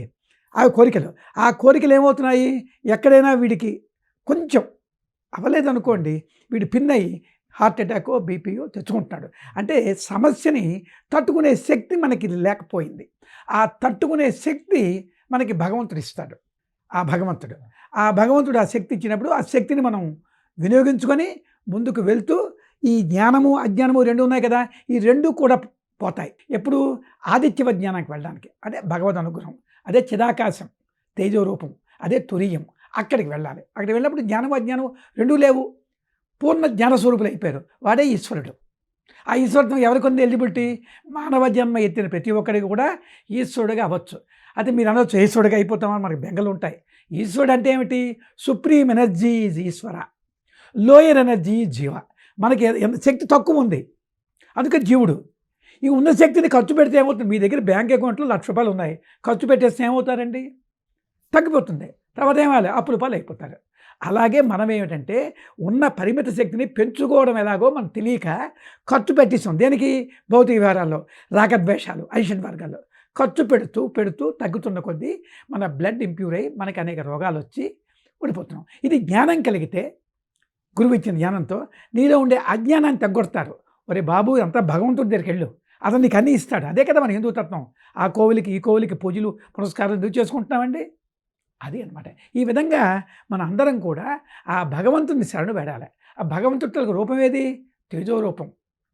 అంటే రూపం లేదు, రెండు రూపంతో ఉన్నవాడు అతనే, రూపం లేనివాడు అతనే. అది నిర్గుణ స్వరూపం. అది మనం చెప్పలేము. ఈ పంచదార బొమ్మ వెళ్ళి సముద్రం లోతు చూద్దామని వెళ్ళిందట, కరిగిపోయింది, అంతే. ఆ తురియాతీతం అనేది మనం చెప్పడానికి వల్ల కాదనమాట. ఈ విధంగా జ్ఞానాలన్నీ కూడా పరిపూర్ణ జ్ఞానవంతులు అయినప్పుడు అవి లేవు, అప్పుడు ఒకటే ఉంటుంది. అప్పుడు ఏకం సత్. అదే కదా, ఏకం సత్ విప్రాబోధం అంతే. మీరు భగవత్ స్వరూపమే, ఇది భగవత్ స్వరూపమే, చెట్టు అందరూ అలా కనబడుతున్నారు. అయితే గురుగారు, ఇప్పుడు మీరు బ్రహ్మ విద్యా సాధన అంటున్నారు, ఇంకొకరు ఇంకో సాధన అంటున్నారు, ఇంకొకరు ఇంకో సాధన అంటున్నారు. అసలు ముఖ్యంగా ముక్తి పొందాలా, మోక్షం పొందాలా, ఇంకోటి పొందాలనుకున్న వాళ్ళు ఏ సాధన చేయాలి ఏంటి అనేది వాళ్ళకి ఒక కన్ఫ్యూజ్ ఉంటుంది కదా. మరి ఈ బ్రహ్మ విద్యా సాధనే చేయాలి అని మీరు చెప్తారా, లేదంటే ఏ సాధన అన్నా చేయొచ్చు అంటారా? అసలు అన్ని సాధనకి లక్ష్యం ఒకటేనా? ఇది ఎలా చెప్పాలంటే, మనకు ప్రమాణం ఏంటండి? సర్వోపనిషత్సారమైనటువంటి భగవద్గీత మనకు ప్రమాణికం. ఎందుకంటే ప్రమాణికం లేకపోతే కోర్టుకి వెళ్ళామనుకోండి, కోర్టు వేసుకోవాలి, జీవో మాట్లాడాలి ఫలానా సెక్షన్ బట్టి అని. దీనికి కూడా కొన్ని ఉన్నాయండి. తస్మాత్ శాస్త్రం ప్రమాణంతే కార్యాకార్య వ్యవస్థతో ఏ శాస్త్రం వినిముచ్య వర్తతే కామకారక నససిద్ధి నవాప్నోతి నసుకం న పరాంగతి. ఇది చెప్పేశారు మహాత్ముడు. అంచేత నేను ఏది మాట్లాడినా వేద ప్రమాణానికి అనుసరించుకో ఉండాలి. అది వేద ప్రమాణం అంటే మన వేదాలు తొలక సారం ఉపనిషత్ సారమైనటువంటి భగవద్గీతలో క్లియర్గా చెప్పేశారు. ఏం చెప్పారు? ప్రతి అధ్యాయం చేర సర్వోపనిషత్స్, అన్ని ఉపనిషత్తుల సారము, బ్రహ్మ విద్య యోగ శాస్త్రే అని చెప్పారు. అంటే ఉపనిషత్తుల సారం ఏమిటి? ఉపనిషత్ అంటే అర్థం ఏమిటి? సామీప్యానికి చేర్చింది. ఎక్కడికి? ఆత్మ సామీప్యానికి. మీ నిజస్వరూపం ఏంటి? ఆత్మ. అక్కడికి వెళ్ళాలి. ఆ సారం వల్ల ఎక్కడిచ్చారు? భగవద్గీతలో ఇచ్చారు. అంచేత మనకి బ్రహ్మ విద్య అంటే ఏంటి? బ్రహ్మము అంటే పెద్దది. దేనికంటే పెద్దది? అన్నిటికంటే అదే పెద్దది. అంతకు మించిన విద్య లేదు కదా. అంచేత బ్రహ్మ విద్య ఒక్కటే మోక్షాన్ని తీసుకెళ్తుంది. దానికి యోగశాస్త్రం లింక్ పెట్టారు. ఈ రెండు కూడా అర్జునుడికి కృష్ణ భగవానుడు ఇచ్చాడు. మొట్టమొదట యుద్ధం చేస్తానని బయలుదేరాడు, తర్వాత యుద్ధం చేయనన్నాడు. ఆ కథ తర్వాత చెప్తాం. తర్వాత యుద్ధం చేశాడు. ఎప్పుడు? జ్ఞానం కలిగిన తర్వాత. చంపేవాడు లేడు, చచ్చేవాడు లేదు, అంతా ఒకటే. ఏకం సత్ అనే లెవెల్కి తీసుకెళ్ళిపోయాడు. ఎందుకంటే శిష్యుడు ఎలిజిబుల్ క్యాండిడేట్, చెప్పినవాడు ఎలిజిబుల్ కృష్ణ పరమాత్ముడు. అంచేత అంటిపోయింది జ్ఞానం, అయిపోయి దుఃఖం పోయి యుద్ధం చేశాడు. తర్వాత పరీక్షిత్ మహారాజుకి తప్పువి కూర్చోబెట్టారు. వీళ్ళందరూ కూడా మోక్షానికి అడవులు కొట్టిపోయారు. ఆ కథ వేరే ఉంది. ఇది అనమాట. అంచేత ఇది బ్రహ్మ విద్య యోగశాస్త్రమే మోక్షాన్ని తీసుకెళ్తాయి, మరేమీ లేవు. మిగతావన్నీ మెట్లు. బ్రహ్మ విద్యా సాధన అనేది మంత్రోపదేశంతో ఉంటుందా? ఇది మంత్రోపదేశం కాదు, అన్ని మంత్రాలు. ఎందుకంటే మంత్రోపదేశం అంటే ఇప్పుడు మీకు ఓంకారం అసలు సృష్టికి మూల కారణానికి మనం వెళ్ళాలి. సృష్టి ఏర్పడి మొట్టమొదట పరమాత్మ నుంచి ఒక వెలుగు వచ్చింది చెప్పిన కదా, వెలుగు శబ్దం. ఆ శబ్దమే ఓంకారం. ఓంకారమే అనేక శబ్దాల కింద మారింది. ఇన్ని శబ్దాల కింద ఓంకారం ఒకటే. అయితే ఓంకార శబ్దం అంటే నోటితో పలకడం కాదు. మా గురువుగారు చెప్పారు, ఒక నల్ల ఆటచీమలు ఉంటాయి చూసారా, అది శరీరం మీద పాకుతుంది. పాకినప్పుడు శబ్దం వస్తుంది, దాన్ని వినగలమా? వినలేం. అంత సూక్ష్మమైంది ఓంకార శబ్దం. అది ఈ తేజస్సు, మనసు తేజస్సు అవ్వాలి ఓంకార శబ్దం. ఈ ఓంకార శబ్దం నుంచి శబ్దాలు వచ్చాయి, ఈ శబ్దాల నుంచి మంత్రాలు వచ్చాయి. ఈ మంత్రాలు ఏం చేస్తాయి? చివరికి ఓంకారం దగ్గర వెళ్ళాలి. కానీ డైరెక్ట్గా మనం దొరికిపోయినప్పుడు ఇలాగ అనేక జన్మల్లో ఈ మంత్రాలు చదువుకొని వెళ్ళి రావడానికి ఉండొచ్చు, క్రమముక్తి అనేది ఉంది. కానీ డైరెక్ట్గా ఇచ్చారు కదా వాళ్ళు. డైరెక్ట్గా మీరు బ్రహ్మ విద్యకు వెళ్ళిపోవచ్చు ఎనీవన్, దీనికి ఏమీ భేదాలు లేవు. అంటే ఈ బ్రహ్మ విద్యకి వెళ్ళడానికి యోగశాస్త్రము బ్రహ్మ విద్య అయినప్పుడు ఏమవుతుంది, మీరు డైరెక్ట్గా మోక్షాన్ని మీరు పొందడానికి ఒక అవకాశం ఇచ్చారు. అంచేత దీనికి అల్టిమేట్ ఇదే. అయితే మీరు అడిగిన క్వశ్చన్ ఏంటంటే మంత్రశాస్త్రం. మంత్రం అంటే ఏమిటి? శబ్దమే కదా. ఇప్పుడు వేదాలు అందరూ చదివి వచ్చని ఇప్పుడు వచ్చింది, కానీ దానివల్ల ప్రయోజనం ఉందా? దానికి ఉదాత్త అనుదాత్త స్వరాలతో గురువుల దగ్గరికి వెళ్ళి నేర్చుకుంటే ప్రయోజనం ఉంది. ఇప్పుడు యూట్యూబ్లో వచ్చేస్తున్నాయి, అన్ని ఉన్నాయి, దానివల్ల ప్రయోజనం లేదు. ఎందుకు? ఆ శబ్దాలు కూడా మనకి ఎనర్జీ క్రియేట్ చేసేదే ఆ శబ్దాలు, అవి కొంతవరకు. కానీ యోగం వల్ల, యోగ విద్య నేర్చుకుంటే అది మీరు డైరెక్ట్గా ఓంకారంతో అనుసంధానం అవ్వడానికి వీలుంది. అవన్నీ ఒక మార్గం వేరే చెప్పచ్చు. అంచేత యోగ విద్య బ్రహ్మ విద్య అంటే థియరీ అండ్ ప్రాక్టికల్, ఈ రెండూ తెలుసుకుంటే మోక్షం పొందుతారు. మిగతావి కూడా కాదని అనడానికి లేదు. అవి ఏం చేస్తాయంటే చిత్తస్య శుద్ధయే కర్మ నత వస్తువుపలబ్ధయే, అవన్నీ కూడా చిత్తశుద్ధిని కలుగు చేస్తాయి. మంత్రాలు అనండి, పూజలు అవనండి, యజ్ఞాగాలు అనుకోండి, భయంగా చేస్తున్నాం కదా. భగవంతుడు ఎక్కడున్నాడు? అంతరంలో ఉన్నాడని చెప్పారు. అంతరం ప్రయాణం చేయాలి. అంతరం అంటే ఇప్పుడు మీరు నన్ను ఎక్కడ చూశారు? ఎక్కడ చూస్తున్నారు చెప్పండి? మీరు నన్ను ఎక్కడ చూస్తున్నారు? అదే ఎక్కడ? ఇక్కడ. అంతే కదా. నిజానికి మీరు నన్ను ఇక్కడ చూడలేదు. నా కాంతి కిరణాలు వచ్చి మీ రెటీనా మీద పడ్డాయి, మీ నేత్రనాడి ద్వారా బ్రెయిన్లోకి వెళ్ళింది. అప్పుడు నేను ఎక్కడున్నాను? అయితే మీలోనే చూశాను, ఇక్కడ చూడలే. ఈ జగత్తంతా ఎక్కడ ఉంది? అయితే మీలోనే ఉంది. అలాగే నేను ఎక్కడ చూశాను? మిమ్మల్ని నాలోనే చూశాను. దానికి ఎగ్జాంపుల్ ఏంటి? మన మహాత్ములు చెప్పిన గ్రంథాలే. కృష్ణ పరమాత్ముడు చిన్నప్పుడు మన్ను తిన్నావని కంప్లైంట్ చేశారు. కంప్లైంట్ చేస్తే ఏం చేశాడు కృష్ణుడు? అమ్మ నేను మన్ను తినలేదా? తిన్నావు. అది ఎక్కడ కనిపించే లోకాలు ఇదే. అంటే ఈ 14 లోకాలు కూడా మనలోనే ఉన్నాయి, మన అందరిలోనే. అయితే మీకు ఏదైనా వస్తువు కావాలంటే ఎక్కడ పట్టుకోవాలి? మీలో పట్టుకోవాలి. మీకు బాహ్య ప్రపంచం, భూలోకం కూడా మనలోనే ఉంది కదా. మరి భూలోకంలో నీకు ఏదైనా కావాలి, ఇందాక మీరు అడిగిన ప్రశ్నకి ఒక వస్తువు కావాలి, మీ కుర్రాడికి ఉద్యోగం కావాలి, లేదా ఒక డబ్బు కావాలి, అది ఎవరిని పట్టుకోవాలి? అయితే లోపల ఆ పదార్థం ఉంది మీకు, తేజో పదార్థమే కదా మారింది. అక్కడికి వెళ్ళి దొరుకుతుందా? బయట ఈ ఊరల్లా తిరిగారు, అవి అవ్వచ్చు కాక, కానీ నీకు శ్రమ, నీకు ఎనర్జీ లాసు, నీకు ప్రయత్నం చేస్తే రావచ్చు ₹1,00,000, కానీ ఎనర్జీ పోయి రోగాలు పట్టుకుంటాయి జీవుడికి. అదే భగవంతుడిని తాలూకా శక్తి పొంది మీరు వెళ్ళారనుకోండి, ఈజీగా పనులు అవుతాయి, ఎనర్జీ తగ్గదు, ఆనందంగా మీరు ఉంటారు. అదే తేడా. అంటే ఈ బోధ గురువులు బాగా ఎక్కువైపోయారు కదా గురువుగారు. అంటే ఎక్కడ చూసినా థియరీ చెప్తున్నారు, ఇలా చేయండి అలా చేయండి అని. ప్రాక్టికల్ దగ్గరికి వచ్చేటప్పటికి ఇప్పుడు మీరు ఉన్నారు, బ్రహ్మ విద్య అని చెప్తా ఉన్నారు, అప్పటి నుంచి దాని గురించి చెప్తున్నారు. అసలు బ్రహ్మ విద్య ఎలా చేయాలా, సాధన ఎలా చేయాలని చెప్పేది, చూపించేది ఎవరు ఉన్నారు? చెప్పాలి, చూపెట్టాలి, ప్రాక్టికల్ ఉండాలి. మరి అది దీనికి చెప్పాలంటే అది ఎవరి తాలూకా కర్మలు బట్టి అలాంటి గురువులు దొరుకుతారేమో, మరి ఎవరిని అనలేం. దీనిలో ప్రచారాలు ఎక్కువైపోతున్నాయి, ఓడిపోతున్నాయి. ఇప్పుడు శిష్యులు కూడా ఎవరు మంచి, ఇప్పుడు నేను మంచి అంటే ఎవరు నమ్ముతారు? దీనికి ఏంటంటే మీలాంటి వాళ్ళే ఒక ప్రాక్టికల్ పెట్టాలి. కుండలి శక్తి రైజ్ అయిన వాళ్ళు రండి, అందరూ వస్తారు, మాకు ప్రాక్టికల్ చూపెట్టండి, మీరే అడగాలి మీలాంటి వాళ్ళే. అంటే ఇప్పుడు ఈ బ్రహ్మ విద్యలో మొదటి స్టెప్ ఏముంటుందని ఇప్పుడు మీరు చెప్పండి ప్రాక్టికల్గా. మనకు ఒకటి బ్రహ్మ విద్యలో ఏంటంటే ముందు మన మనస్సుని పరిశుద్ధపరచుకోవడమే బ్రహ్మ విద్యలకు మొదటి పెట్టు. మన మనస్సు మలినమైంది. దేంతో మలినమైంది?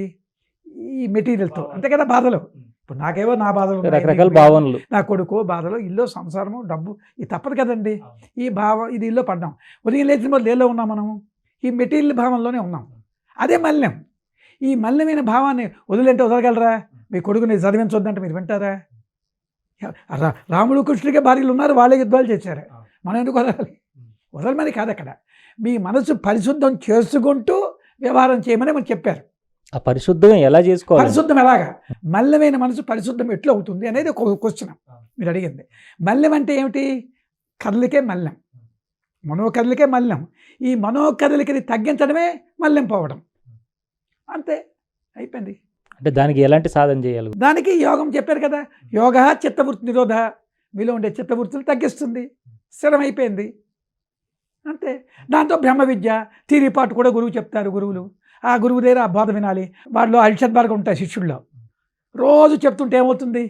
పాటగా పాట. అదే భ్రమరకీటక న్యాయం. మీరు విన్నారా? భ్రమరకీటక న్యాయం. ఆ భ్రమరకీట రోజు ఎవరిని ఇతనిలో కోపం ఉంది, రోజు చెప్పాను, గురుగారు చెప్పారు, మానేశాడు, సాధన చేయను విన్నాడు, అతనిలో ఏదో కొంచెం బెనిఫిట్ వచ్చింది. లేదా ఎందుకు వస్తాడు? అతనికి భార్య పిల్లలు ఇల్లు నాతో కూర్చోదు రావాలా? ఈ గాట్ సమ్ బెనిఫిట్ కదండి ఎవరమైనా. అది ఆ ప్రాక్టికల్ వెళ్ళాలి.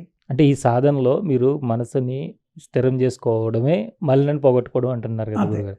ఈ స్థిరం చేసుకోవడానికి సాధన అనేది ఏంటి? ఎలా చేయాలి దాన్ని సాధన? ఇది సాధన అంటే ప్రాక్టికల్గా చెప్పాలంటే గురువుల దగ్గరికి వెళ్ళి నేర్చుకోవాలి. ఇప్పుడు మనం ఒక వీడియో చేస్తున్నాం కదా గురుగారు, ఇప్పుడు మీరు దానికోసం ఏమైనా చూపించగలుగుతారా? మనకేమైనా చెప్తారా? మీరు చెప్పితే వాళ్ళకి అర్థం కాదు.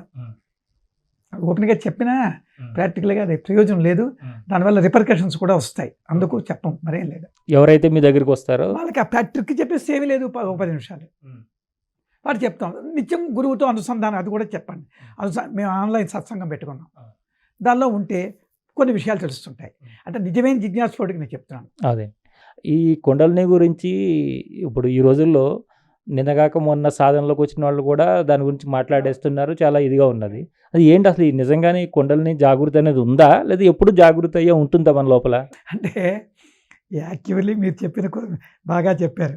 ఆ కుండలిని మనం లేపడం ఏమిటి, అది ఎప్పుడు లేచే ఉంటుంది. కానీ తప్పదు, మన మైండ్ బయటకు వెళ్ళిపోయింది కదా ప్రపంచం. ఇది కుండలిని పడుకుంది అంటున్నాం. ఇప్పుడు ప్రపంచ భావంలోంచి దాన్ని తీసుకొచ్చేయాలి. ఇది కాదమ్మా అని. కాదంటే వింటుందా మనసు? ఏది వింటాం? విందు. దానికి జ్ఞానాన్ని ఇవ్వాలి. ఏ జ్ఞానం చెప్పాలి? ఆత్మజ్ఞానం. ఎలా చెప్పాలి? మా గురువు గారు మాకు చెప్పారు, శారీరక ఆరోగ్యము శాంతి ఉంటుందిరా యోగం చేస్తాను. మేము ఇంకా ఏం చెప్తున్నాం? మేము ఈ యోగ సాధన చెయ్యండి, ప్రాణాన్ని మీద తీసుకెళ్ళండి. అప్పుడు ఏమవుతుంది? శక్తి పెరుగుతుంది. ఏ శక్తి అయితే ప్రాణాయామం వల్ల మీరు పెంచుకుంటున్నారో ఆ శక్తి మనస్సు కలుగుతుంది. అంటే మనసు శక్తివంతం అవుతుంది. శక్తివంతమైన మనసే అదే ఏకాగ్రత, అదే వెలుగు కదా. వెలుగంటే అదే కదా, కదలకుండా ఉంటే. అది జ్ఞానం. జ్ఞానం అంటే వెలుగే. ఆ వెలుగు వస్తుంది. అప్పుడే మీకు అయిపోలేదు, వైకుంఠపాలియే. చిన్న మెట్టునిచ్చినా పెద్దనిచ్చినాను. అప్పుడు గురువు దగ్గర జ్ఞానం పొందాలి. ఆత్మజ్ఞానం చెప్తారు. ఒక రోజుతో అయ్యేది కాదు ఇది. అలాగే రోజుకి అరగంట గంట ఒక రోజు అయిపోతుంది. గురువు తెచ్చి ఉండగలరా ఎవడైనా? గురువు తెచ్చి ఉండటే చేయలేడు. భోజనం పెడతాం, 2 రోజులు ఉండమనండి, నేను పెడతాను, చెప్తాను, మనం తయారు చేస్తాం. ఉండలేడు. అంచేత మేమేం చేసామంటే వీళ్ళందరూ ఉద్యోగస్తులు. అంచేత ఏమని, నాయన మీరు ఆన్లైన్లో రండి, 5:30 నుంచి 6:30 సత్సంగం అవుతుంది, దానిలో విషయాలు వినండి. ఆదివారం నాడు మీకు వచ్చే జ్ఞానాన్ని వాళ్ళ చేత మాట్లాడిస్తాం, మీరే మాట్లాడండి. అప్పుడు వాళ్ళ జ్ఞానం నాకు అర్థమవుతుంది.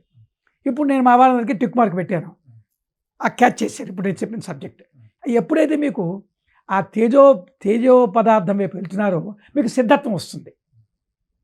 అంటే ఇప్పుడు ఈ కుండలిని జాగరణ జరిగింది, లేదంటే కుండలిని అసలు ఇది జరిగిందనే విషయం ఓకే, దానికి చెప్తాను. చక్కటి ప్రశ్న వేశారు. కుండలిని ఎలా జరిగింది అనేది, మన శక్తి సూర్యచంద్ర నాడుల్లో గతిలో ఉన్నంతసేపు మనకి శ్వాస 12 ఇంచీలు బయటకు పోతుంది, మళ్ళీ లోపలికి వెళ్తుంది. ఇది మామూలు మానవుడికి. అంటే ప్రతి శ్వాసలో కూడా 4 ఇంచెస్ ఎనర్జీ పోతూనే ఉంటున్నది మనకి పుట్టిన మొదలును. అంటే మీకు చిన్న ఎగ్జాంపుల్ చెప్పాలంటే, చిన్నప్పుడు పిల్లలు వెరీ యాక్టివ్. మనం కూడా ఆనందంగా తల్లిదండ్రుల దగ్గర ఉన్నాం. మన తల్లిదండ్రులు ఏం చేశారు? బాగా చదువుకోరా, డబ్బు సంపాదించరా అని చెప్పారు. ఓకే, చదువుకున్నాం, ఉద్యోగం చేసాం, డబ్బులు మనకి ఎవరికి లోటు లేదు, ఉన్నాం. కానీ వాట్ అబౌట్ ఆనందం? చిన్నప్పుడు ఉండే ఆనందం మనకు ఉందా? భౌతికంగా ఇలా పెరిగిపోయారు, ఆనందం తగ్గింది. ఎందుకు ఈ ఆనందం తగ్గింది?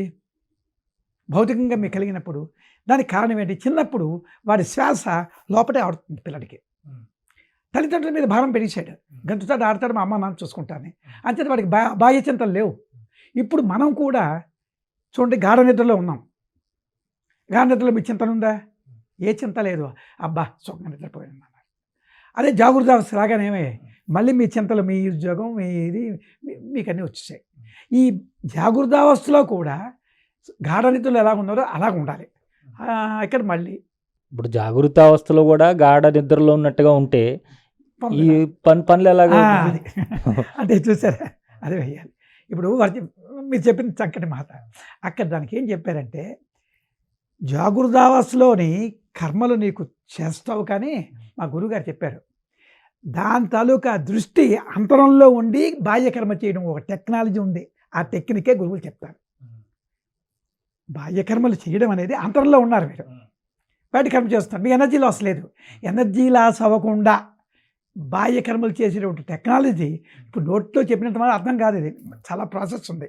అవన్నీ గురువుల దగ్గరికి వచ్చినప్పుడు కొన్నాళ్ళకి ఆ టెక్నిక్ వాళ్ళకి తెలిసింది. ఇప్పుడు ఏమైంది, వాళ్ళకి ఎనర్జీ లాస్ అవ్వదు. ఒక లాస్ అయినా వెంటనే రెమెడీ కూడా చెప్పారు, మందు ఉండాలి కదా. అంటే గురువు అంటే ఎవరు?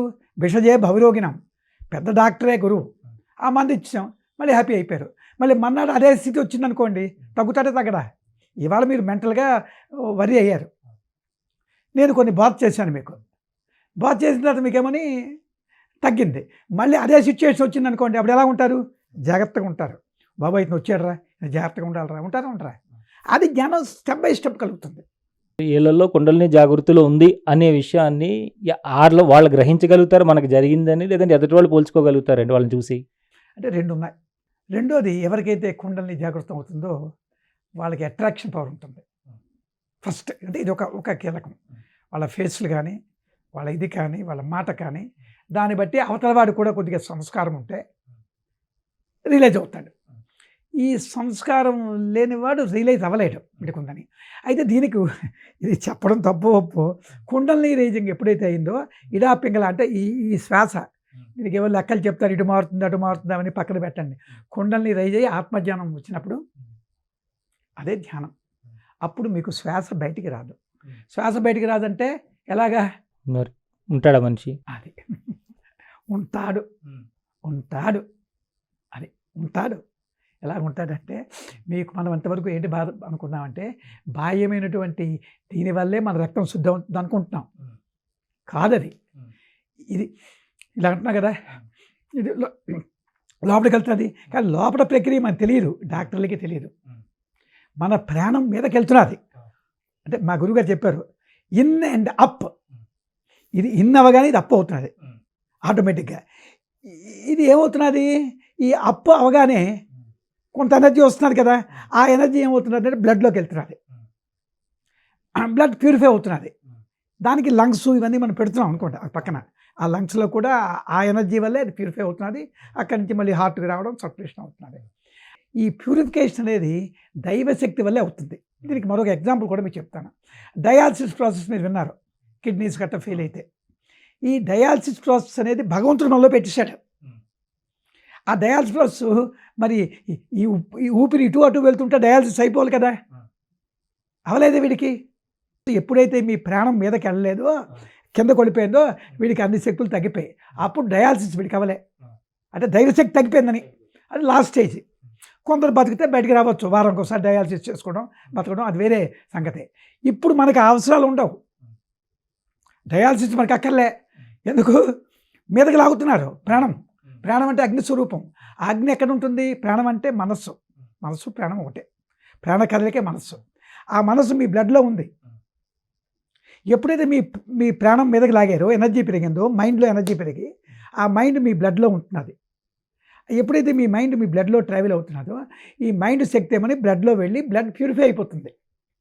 ఆ ప్యూరిఫైడ్ బ్లడ్ ఎప్పుడైతే వెళ్ళిందో, మా గురువుగారు చెప్పారు, సౌండ్ హెల్త్ అంటే ప్యూరిఫైడ్ బ్లడ్ అంటే మరి లేదు, దానిలో కఫం పోతుంది, అది మీకు సర్క్యులేట్ అవుతుంది ఫ్రీగా. అంటే బ్రెయిన్కి వెళ్ళే గొట్టాలు సన్నంగా ఉంటాయి, అప్పుడు ఇక్కడ వెళ్తుంది. అప్పుడు ఏమవుతుంది? మీకు ఆనందంగా ఉంటారు. ఆనందంగా ఎప్పుడైతే ఉన్నారో అప్పుడు మీరు ప్రవర్తన ఎలాగా ఉంటుంది? మారిపోతుందా? మరి మీరు చిరాకుతో ఉన్నారనుకోండి, మేము కూర్చోలేము, మీరు కూర్చోలేరు. మీరు ఎంజాయ్ చేస్తున్నారు, మేము ఎంజాయ్ చేస్తున్నాం. So we are here. అంటే ఎప్పుడు ప్రశాంతంగా ఉన్నారనుకోండి, మీకు ఇంట్లో వాళ్ళతో బాధ ఉందా? ఇంట్లోకి వెళ్తారు, మీ భార్యతో సరదాగా మాట్లాడతారు, కొడుకుతో. ఇప్పుడు చికాకు పడిపోయారు అనుకోండి, వాళ్ళతో చిరాకు, వీళ్ళతో చిరాకు, అది మనకు కలుగుతుంది. అదే యోగి చికాకు ఉండదు, కోపం ఉండదు. నిజంగానే నా గురుగారు, ఇది యోగకి చికాకు అంటే ఏమన్నా ఏం చేసినా కోపం రాకుండా ఉంటారా? మళ్ళీ ఇక్కడ అంటే అక్కడ తన తాలూకా పవరు ఆత్మతో ఎప్పుడైతే సొంతమయ్యాడో అక్కడ వీడు కాదు. అది ఎక్కడ కోపం తెప్పించాలో అక్కడ కోపం వస్తుంది. కోపం వచ్చిన ఎనర్జీ లాస్ అవ్వదు యోగ్కి. ఇది జీవుడు కోపం వచ్చిందనుకోండి టక్కున బీపీ వచ్చేస్తుంది, మనకి టక్కన కొట్టుకుంటుంది, బీపీ వస్తుంది. అది సడన్గా హార్ట్ అటాక్ చూస్తాం కదా. పెద్ద పెద్ద కోటీశ్వర్లు, మన సినీ యాక్టర్ రాజకుమార్ ఎవడు కర్ణాటక, మన మంత్రి ఎవరు అతని పేరు, మంత్రిగా గౌతమ్ రెడ్డి. వాళ్ళకి మంచి స్థూలకాయలు అన్ని శక్తులు వాళ్ళకి ఉన్నాయి. ఎందుకు వస్తున్నాయి? కారణం ఏమిటి? ఆ లోపల ఆ క్లీనింగ్ అవ్వలేదు, ఎనర్జీ తగ్గిపోతున్నది భౌతికంలో. ఈ భౌతికంలోనే పూర్తి కొడిపోతుంది. ఎవడైతే భౌతికంలో పూర్తి కొడిపోయింది ఎనర్జీ పోతుంది. ఎన్ని మీరు జిమ్లకు వెళ్ళినా ఎన్ని చేసినా ఇది వెళ్ళాలి. ఇది అసలైన జిమ్, ఇది ఈ ఎక్సర్సైజ్. దాంతో బయట చేసుకోండి. అసలు ఇవన్నీ ఏమీ చేయకుండా కొన్ని కోట్ల మంది హాయిగా బతుకుతున్నారు కదా, మరి ఎందుకు ఇది అంత ఇది చేయడం వల్ల ఏంటి ఉపయోగం? మరి వాళ్ళకేమి నష్టం ఉంది? వాళ్ళు బాగానే ఉన్నారు కదా. అంటే ఇప్పుడు మీరు చెప్పండి, నేను చిన్న క్వశ్చన్ మిమ్మల్ని వేసాను కాదు. ఇప్పుడు పిహెచ్డి చేసిన వాళ్ళు అందరూ ఉంటారు, ఒక 1% ఉంటారు. అదే డిగ్రీ పోస్ట్ గ్రాడ్యుయేట్ చేసిన వాళ్ళు ఇంకా ఎక్కువ, డిగ్రీ చేసిన వాళ్ళు ఇంకా ఎక్కువ, ఓటర్ చదివిన వాళ్ళు ఇంకా ఎక్కువ మంది ఇంకా ఎక్కువ ఉంటారు, డ్రాప్ అవుట్స్ ఉంటాయి. ఈ బ్రహ్మ విద్య కూడా అందరికీ వెళ్ళమన్నా వెళ్ళదు. ఆసక్తి, అందుకే ఏం చెప్పారు గీతలోని, సహస్రాణ మనుష్యేషు క్వచిద్దపి యతతి సిద్ధయే యతతాపి సిద్ధానం కచ్చిన్నం వేత్తత్వద అని చెప్పారు. వేల కొద్ది మనుషుల్లో ఆసక్తి ఉన్నవాడు ఇక్కడ చెప్పగలను నేను. వాళ్ళు కొద్దిమంది తయారవుతారు. అయితే మిగతా వాళ్ళ గతి ఏంటని ప్రశ్న వేయచ్చు మీరు, అంతే కదా. ఒకరు వెళ్తే మరి మిగతా వాడు అంటే చెడిపోరు. ఎప్పుడైతే కరెక్ట్ రూట్లో బస్సు మీద ఎక్కిపోయారో, మీరు మా విశాఖపట్నం రావాలి, కరెక్ట్ బస్సు ఎక్కారు, కానీ మధ్యలోని స్టేషన్లో దిగిపోయారు అనుకోండి, దిగిపోయారు, కొంతవరకు ప్రయాణం చేశారు, దిగిపోయారు. అదే మరో జన్మ. ఆ జన్మ కూడా ఏమవుతుంది, కొంత డిస్టెన్స్ తగ్గింది కదా మీకు కంటిన్యూ అయిపోతున్నది. అక్కడి నుంచి నెక్స్ట్ విశాఖపట్నం వచ్చారు, అక్కడ దిగిపోయారు, విశాఖపట్నం బీచ్ కట్ట బాగుందని మర్చిపోయారు. మళ్ళీ గురువులు వస్తారు మీ దగ్గరికి, అప్పుడు తీసుకెళ్తారు ఆశ్రమానికి. అదే మోక్షం. అంచేత మనం ఏంటంటే ఇది గ్రాడ్యువల్గా స్టెప్ బై స్టెప్ వెళ్తుంది. అయితే ఏమిటి అక్కడ మీరు అడిగింది, వాళ్ళకు కూడా గీతలో చెప్పారు, శుచీనాం శ్రీమతాంగై యోగ పృష్ఠోభి జయతే అథవా యోగకులైన భవతి ధీమతాం ఏతద్య దుర్లభతరం జన్మ ఇది దృశ్యం. అంటే ఏమిటి, మనకు హామీ ఇచ్చారు, నమ్మాలి కదా. శుచిమంతుల ఇంటి కానీ శ్రీమంతుల ఇంటి కానీ పుడతట్టుబడు మధ్యలోని బ్రేక్ అయితే. అంటే మీ తల్లికి దృష్టి ఎప్పుడు ఎక్కడ ఉండాలి, ఫస్ట్ క్లాస్ మీద ఉంటే థర్డ్ క్లాస్లో వస్తుంది. అందుకు బ్రహ్మ విద్య అందరికీ అవసరం. అర్థమైందా? దీనిలో కష్టం ఉంటే మనం వెళ్ళలేం. అంటే మన ఏం ఎక్కడ ఉండాలి, నా నిజ స్వరూపాన్ని. అదే పూర్వకాలం మన భారతీయ సంప్రదాయమే అదే మన సనాతన ధర్మం. సనాతన ధర్మం అంటే ఏం చెప్తున్నారు, రియల్గా యూ హ్యావ్ టు నో, సనాతనంగా ఉండేది పరమాత్ముడే, అంత మించి ఎవరు లేరు కదండి, ఉన్నది అతనే కదా. మీరు లేరు, నేను లేము. ఆ పరమాత్ముడిని వెళ్ళడానికి మార్గమే మన హిందూ తాలూకా కల్చరల్లా అలాగే ఏర్పడింది ఈ పూజలు. కానీ లింక్ చేసిన వాళ్ళు లేకపోతే ఏమవుతుంది, ముక్కలు అయిపోయింది.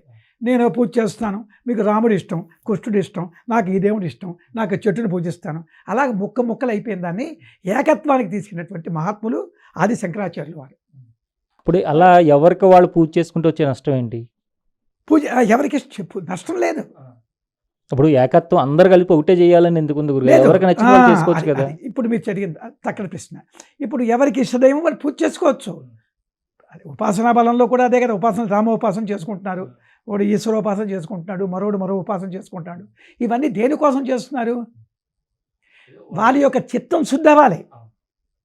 మనశుద్ధి లేకుండా ఎన్ని చేస్తే ప్రయోజనం ఉందా? అందుకోసం అది చేస్తే వాళ్ళకు కూడా ఫలితం ఉన్నది. ఇప్పుడు ఉపాసనా పనుల్లో చూడండి, కొందరు అమ్మవారు ఉపాసన వాళ్ళకి వాక్శుద్ధి ఉంటుంది, వాళ్ళంటే అవుతున్నాయి, శుద్ధి అవుతుంది.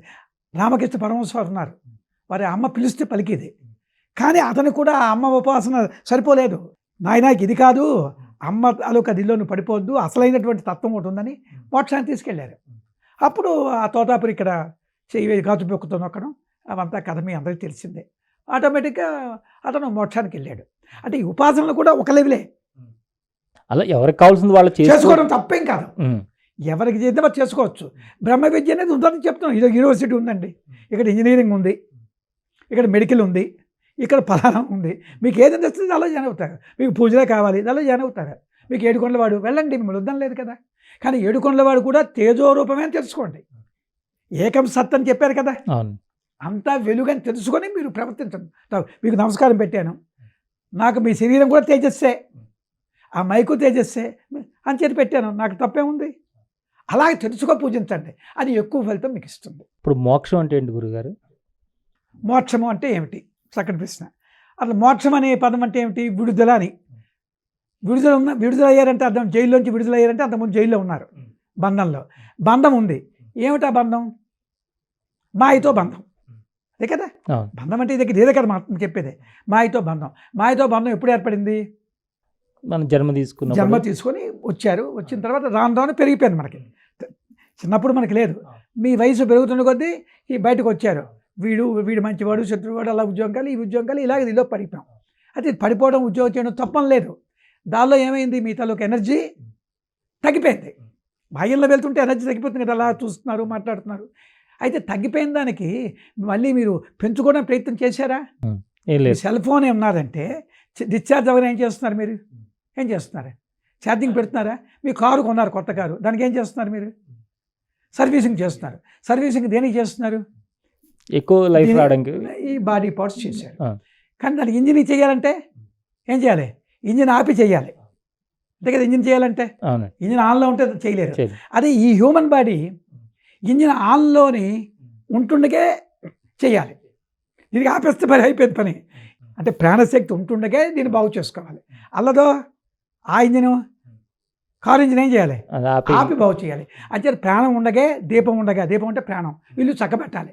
ఇల్లు చక్కబెట్టే డబ్బులు సంపాదించడం కాదు, ఈ లోపల ఉండేటువంటి ప్రాణం ఉండగా మీ నిజస్వరూపమైన ఆత్మని, మీ తేజోరూపాన్ని తెలుసుకోవడానికి ప్రయత్నం చేయాలి. అంటే మోక్షం అంటే ఆ తేజోరూపం తెలుసుకోవడమే మోక్షం.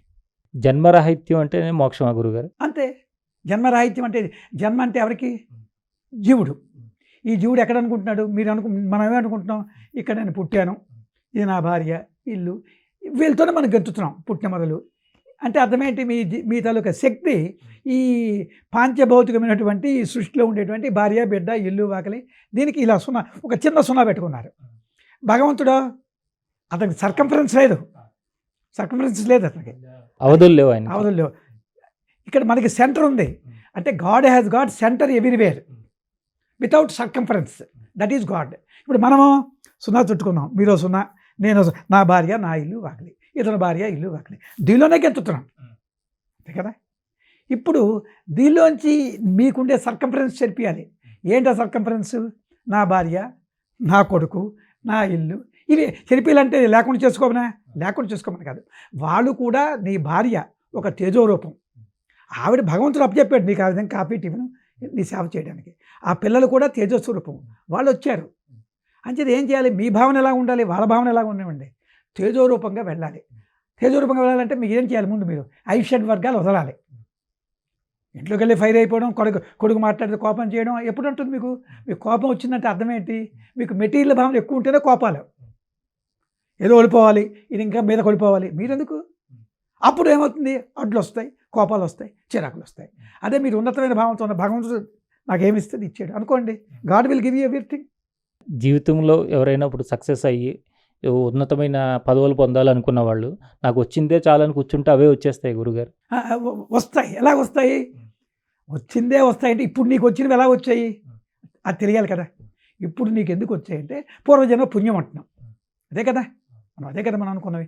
అదే పుణ్యం అంటే ఏమిటి? సత్కర్మలు. ఈ సత్కర్మలు చేసాం. ఎవరు చేస్తున్నారు? మనస్సే కదా. మనస్సు అనేది కొంచెం ఎనర్జీ పెరిగింది, సింపుల్గా చెప్పాలంటే. ఆ ఎనర్జీ పెరగడం వల్లే అదే జాతక చక్రం. ఎనర్జీ పెరిగింది అనుకోండి, ఆ రకమైన జన్మ బట్టి మీకు ఈ ఐశ్వర్యం, మరొకటికి మరో ఐశ్వర్యం వచ్చింది. కానీ ఈ ఐశ్వర్యం అనేటువంటి మాయలో మళ్ళీ బంధం పడిపోయి నాకు ఈ పదవి వచ్చింది, నేను ఇంతటివాడిని అంతటివాడిని అనుకుంటే అప్పుడేమవుతుంది? ఐశ్వర్యం తప్పదు, అది వచ్చి పడిపోయారు పూర్వజన్మ సుకృతం అన్న. అప్పుడేమవుతుంది? వీడికి ఈ ఐశ్వర్యం కూడా సుఖం ఇవ్వదు, వాడికి ఆనందం ఇవ్వదు, వాడి ఎనర్జీ పోతుంది. నెక్స్ట్ జన్మ ఏమవుతుంది? వాడు ఇక్కడికి వచ్చేసాడు, ఈ జన్మలోనే వాడు ఫేస్ చేస్తాడు. లేకపోతే నెక్స్ట్ జన్మ ఎనర్జీ వచ్చింది, అప్పుడు మానవ జన్మని గ్యారంటీ లేదు. మన ఎన్నో జీవరాశుల నుంచి, వృక్ష జాలం నుంచి, జంతు జాలం నుంచి మానవ జన్మకు వచ్చిన తర్వాత తిరిగి మళ్ళీ జంతు జన్మకి వెళ్ళము అని చెప్తుంటారు కదా. కరెక్ట్ కాదు. ఎందుకు కాదని చెప్తాను. మీ తాలూకు ఐషడ్ వర్గములు, మీకు సపోజ్ ఒక వ్యక్తి మంచి కోపగిష్టవాడు, వాడు కోపగిష్టి వాడు అయితే మరి ఇంట్లో వెళ్తుంటే భార్య దండం పెడుతున్నది, ఆఫీస్కి వెళ్తే దండం పెడుతున్నారు, కానీ బయట తిట్టుకుంటున్నారు అనుకోండి, అది వేరే సంగతి, వాడికి తెలియదు కదా. వీడు ఏమైంది, కోపం అలాగ పెరిగిపోతుంది. ఎందుకంటే వాడు ఏమనుకుంటున్నాడు, నాకు కోపంతో ఈ పనులు, ఇది అహంకారం అంటాం. వీడు చనిపోతాడు కదా, ఎప్పుడు ఉండిపోడు కదా భూమి మీద. ఈ చనిపోయినప్పుడు ఏమవుతుంది తెలుసండి, ఈ కోపం అనేది బయటకు వస్తుంది. బయటకు వచ్చినప్పుడు అక్కడ విచక్షణాజ్ఞానం లేదు కదా, శరీరంలో ఉన్నప్పుడే తగ్గించుకోవడానికి. అప్పుడు ఏమవుతుంది తెలిసిన, మల్టిప్లై అయిపోతుంది ఆ కోపం ఆ మైండ్లోనే. ఆ మైండ్ తదాకారం అయిపోయి వాడికి పులివో సింహమో జన్మ వస్తుంది, ఆ క్రూరమైన జన్మ. మరి తిరిగి వెనక్కి వెళ్ళడానికి అవకాశం అయితే ఉంది ఖచ్చితంగా. డౌట్ అట. అందుకే యోగ సాధన చేసిన వాడికి మానవ జన్మ చెప్పారు, గీతలో చెప్పారు. నేను చెప్పిన కదా, శుచీనాం శ్రీమతంగై యోగ భ్రష్టోపజాయతే. యోగ భ్రష్టుడు అంటే అర్థం ఏంటి, యోగం చేస్తున్నాడు అనుకోకుండా శరీరం సాధించవచ్చు, అది కంటిన్యూ అవుతుంది. అది చెప్పిన కదా మీ ఎగ్జాంపుల్, బస్సులో ప్రయాణం కరెక్ట్ రూట్ ఎక్కిపోయారు, గురుగారు చెప్పారు, కానీ మధ్యలో దిగిపోవచ్చు, అప్పుడు అక్కడి నుంచి కంటిన్యూ అవుతుంది. అంటే మీ తాలూకా విచక్షణాజ్ఞానంతో మీకుండేటువంటి ఇప్పుడుండేటువంటి మీ తాలూకా ఇష్ట వర్గాలు ఎంతో కొంత తగ్గించుకోవాలి. మీరు తగ్గించుకుంటే మంచి జన్మ, మన జన్మే. ఇది పెంచుకుంటే జన్మ కారణం ఎవరు గురుగారు అసలు? ఏది మన మానవ జన్మ కారణం అంటే జన్మ తీసుకోవడానికి. నిజం చెప్పమంటారు, అబద్ధం చెప్పమంటారు? నిజం చెప్పండి. జన్మే లేదు. నకచ్చిద్యాయతే దేవ సంభవిష్య అవిద్యతే, ఏతత్ ఉత్తమ సత్యం ఎత్ర కించి నజాయితే. మీరు లేరు, నేను లేము, అతను ఆడుతున్నాడు నాటకం. ఆ పరమాత్ముడు ఆడుతున్న నాటకంలో మీరు సీజన్ ఇది పెట్టారు, నేను ఏదో గురువుని వచ్చాను, నాలో మాట్లాడింది అతనే, మీలో ఉంది అతనే, అంతా అతనే. ఆ జ్ఞానం లేక నేను అనేటువంటి నేను గురువుని, నా వేషం నాది వేషం, ఇదంతా ఒట్టిది. అదే ఆ జ్ఞానం కలగడం కోసం గురువులు వస్తుంటారు, ఆ మంచి మార్గంలో పెట్టడానికి వస్తారు. కానీ నిజానికి అంతా కూడా ఆ తేజోరూపమే, మీరు అదే, ఇది అదే, అంతా అదే. కానీ అది తెలియదు కదా మనకి. ఆ తేజోరూపమైన జ్ఞానం కలుగుదేయడానికే బ్రహ్మ విద్యా సంప్రదాయ గురువులు భూమి మీదకి వస్తారు. అంటే ఇదంతా తేజోరూపమే, జన్మే లేదనుకున్నప్పుడు మరి ఇందుకు జన్మరాహిత్యం కోసం మళ్ళీ ఈ విద్యలన్నీ చేయడం మరేం లేదండి. ఇప్పుడు రూపాయి ఉంది, రూపాయల పైసా ఉంది, ఏమి 2 పైసలు ఉన్నాయి. మీరు 2 పైసలతోనే మీరు వ్యాపారం చేస్తామంటే ఎంతసేపు అయిపోతుంది ఖర్చు, దుఃఖమే కదా. మీ దగ్గర రూపాయి ఉందని చెప్పినవాడు గురువు, ఆ రూపాయి వైపు తీసుకెళ్ళాలి. మీ దగ్గర ఉంది రూపాయి, కానీ మర్చిపోయారు మీరు. మనకి కథ చెప్తారు, మెళ్ళో హారం ఉంది, మెళ్ళో హారం మీరు మర్చిపోయి ఎక్కడ పడిచ్చినా అటు ఇటు నువ్వు తీసావు అడుగుతున్నాడు. అప్పుడు గురువు వచ్చారు, నీలో అన్నీ ఉన్నాయిరా నీకు అని చెప్పేశారు, అయిపోయింది. అంటే మనం తేజోరూపం అని తెలుసుకోలేని మాయలో ఉన్నాం కాబట్టి ఆ మాయ ఏంటో తెలియజేసే వాళ్ళే గురువులు. అది ఆ మాయ తెలుసుకోవడానికి గురువు ఉండాలి. ఎందుకంటే గీతలో కృష్ణుడు చెప్పాడు, మమ మాయ దురత్యయ మమ ఏవయే ప్రపంచంతి మాయామేతం తరంతే. నా మాయను మీరు తెలుసుకోలేరు. మళ్ళీ ఎప్పుడు తెలుసుకుంటారు, నన్ను శరణు వేడాలి. అది నేనెవరు, నేను మాట్లాడుతున్నా ఎవరు, అహమాత్మ గుడాకేశ, నేను ఆత్మవస్తువుని. మీరెవరు, మీరు ఆత్మవస్తువే. ఈ ఆత్మ ఎక్కడుంది, సదా సర్వగతోప్యాత్మన సర్వత్రా అవభాసతే బుద్ధే ఏవావుభాసేతు స్వచ్ఛేసు ప్రతిబింబవత్. అంతా ఉంది. ఇప్పుడు సూర్యుడి తలక ప్రతిబింబం భూమి మీద అన్ని చోట్ల పడుతుంది, కానీ కనబడుతుందా మనకి? ఎక్కడ కనబడుతుంది? అది నిర్మలమైన నిశ్చలమైన అర్థం పెట్టారనుకోండి, అప్పుడేమైంది, కనిపిస్తుంది. అలాగే పరమాత్ముడు అంతటా ఉన్నాడు, మీ మైండ్లో కూడా ఉన్నాడు. మీ మైండ్లో దేన్ని పట్టుకున్నారు మీరు, ఎంటాంగిల్ అయిపోయారు దేంతోనే. నేను ఎంతే, నాది సీజన్ ఇది అనుకుంటే మీరు అంతే. నేను ఆత్మస్వరూపం నన్ను జ్ఞానం ఇచ్చినాడు గురువు ఉన్నాడు అనుకోండి, అప్పుడు ఈ పనులు ఉంటాయి. సీజన్ అనేది టీవీ ఉంటుంది, మీరు ఉంటారు, అన్నీ ఉంటావు, కానీ మీ లోపల ఏ వెరుకులో ఉంటారు. ఇది నాటకం కింద మారిపోతున్నప్పుడు. సీజన్ అనేది టీవీలో వచ్చేటువంటి డిఫికల్టీసు కష్టాలు వచ్చాయనుకోండి, అంతకుముందు మీకు కోపమో చిరాకో ఏమిటి ఇలాగ ఉంది, ఇంత పెట్టాను మదుపు అనే బాధలు మీకు ఉండేవి. ఆ బాధలు మీకు ఉండవు, పోతాయి. అప్పుడేమైంది, మైండ్ శాంతం అయిపోయింది మీకు. ఆ శాంతం ఎప్పుడైతే అయిపోయిందో మీకు భగవంతుడు మీ దగ్గర ఉన్నాడు. అప్పుడు మీరు వద్దన్న మీ దగ్గర ఎవడెవడు వస్తాడు, అప్పుడు లోటు ఉండదు. కానీ అక్కడ ఎదుర్కోవడం కష్టం. మాయలో ఉన్నవాడు ఎదుర్కోలేడు, కోపాలు తాపాలు చికాకులు పడిపోతాడు. అదే కొంచెం జ్ఞానం ఉంటే ఇవాళ రాలేదు పోనీ ఏమని బతకడానికి గంజి అని తింటాం అనే ధైర్యం ఉన్నవాడికి అది పరీక్ష పెడతాడు. ఆ పరీక్షలో నెగ్గారు అనుకోండి మీరు, God will give you everything. ఇప్పుడు ఆత్మకి రూపం లేదంటారు, ఆత్మకి ఎలాంటి చావు లేదు, లేదా ఆత్మను కాల్చలేదు, ఇవన్నీ భగవద్గీతలు అన్నీ చెప్తారు కదా. మరి ఈ సాధన ద్వారా ఆత్మ దర్శనం పొందుతామని చెప్తారు కదా, రూపం లేని దాన్ని ఇంకో లేని దాన్ని దర్శనం ఏ విధంగా పొందుతాం గురుగారు? అంటే యాక్చువల్గా సైంటిఫిక్గా కూడా చెప్పాలంటే అవర్ బాడీ ఈజీగా వేదాంతం అంత కష్టం అక్కర్లే. Our body made up of 7 trillions of cells.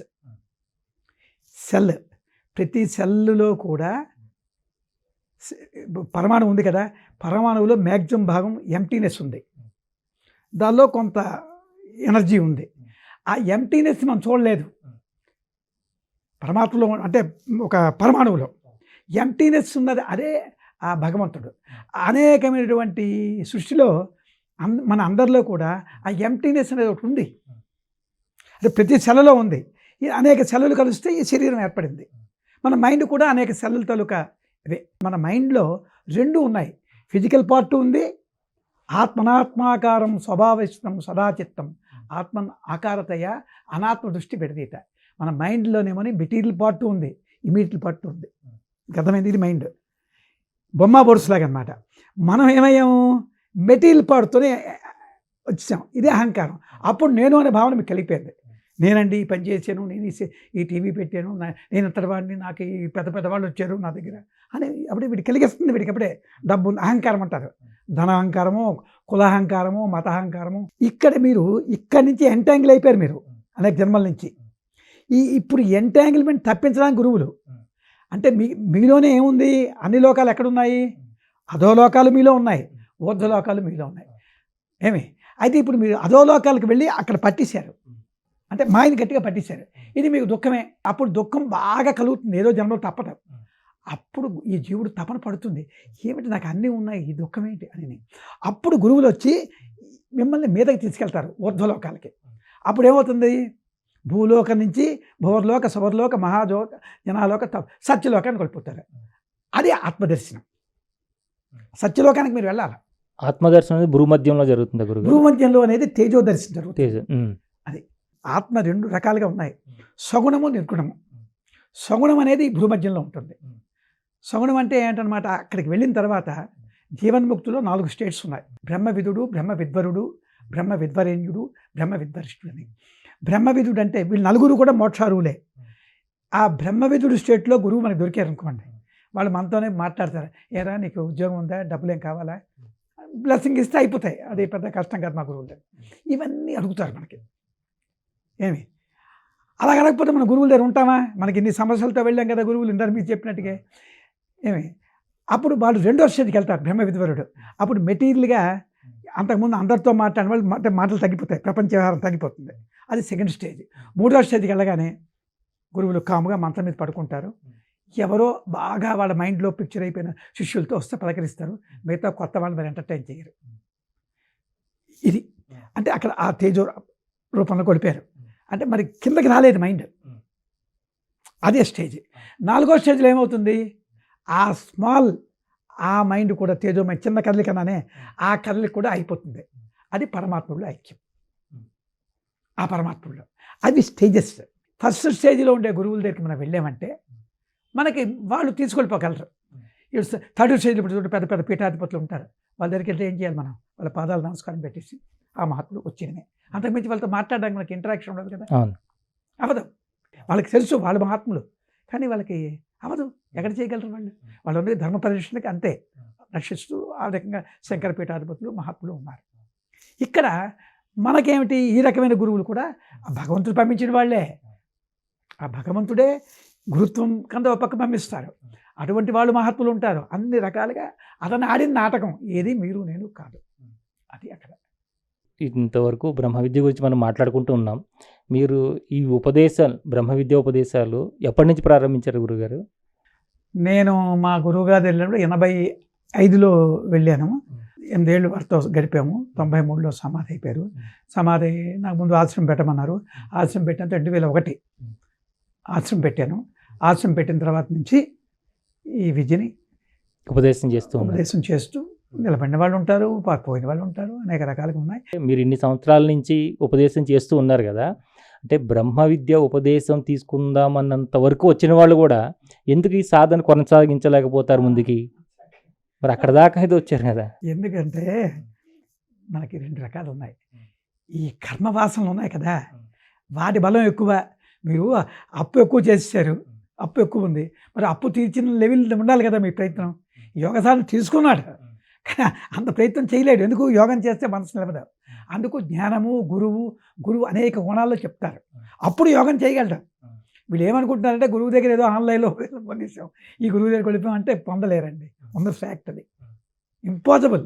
ఎందుకంటే ఎన్ని వాసనలు ఉన్నాయో, ఈ వాసనలల్లో ఒక పక్క గురువులతో ఉంటే తగ్గిస్తుంటారు, ఆత్మజ్ఞానం చెప్తారు, నీకు భౌతికంగా నీకు ఇన్ని బాగుంటాయి అంటారు.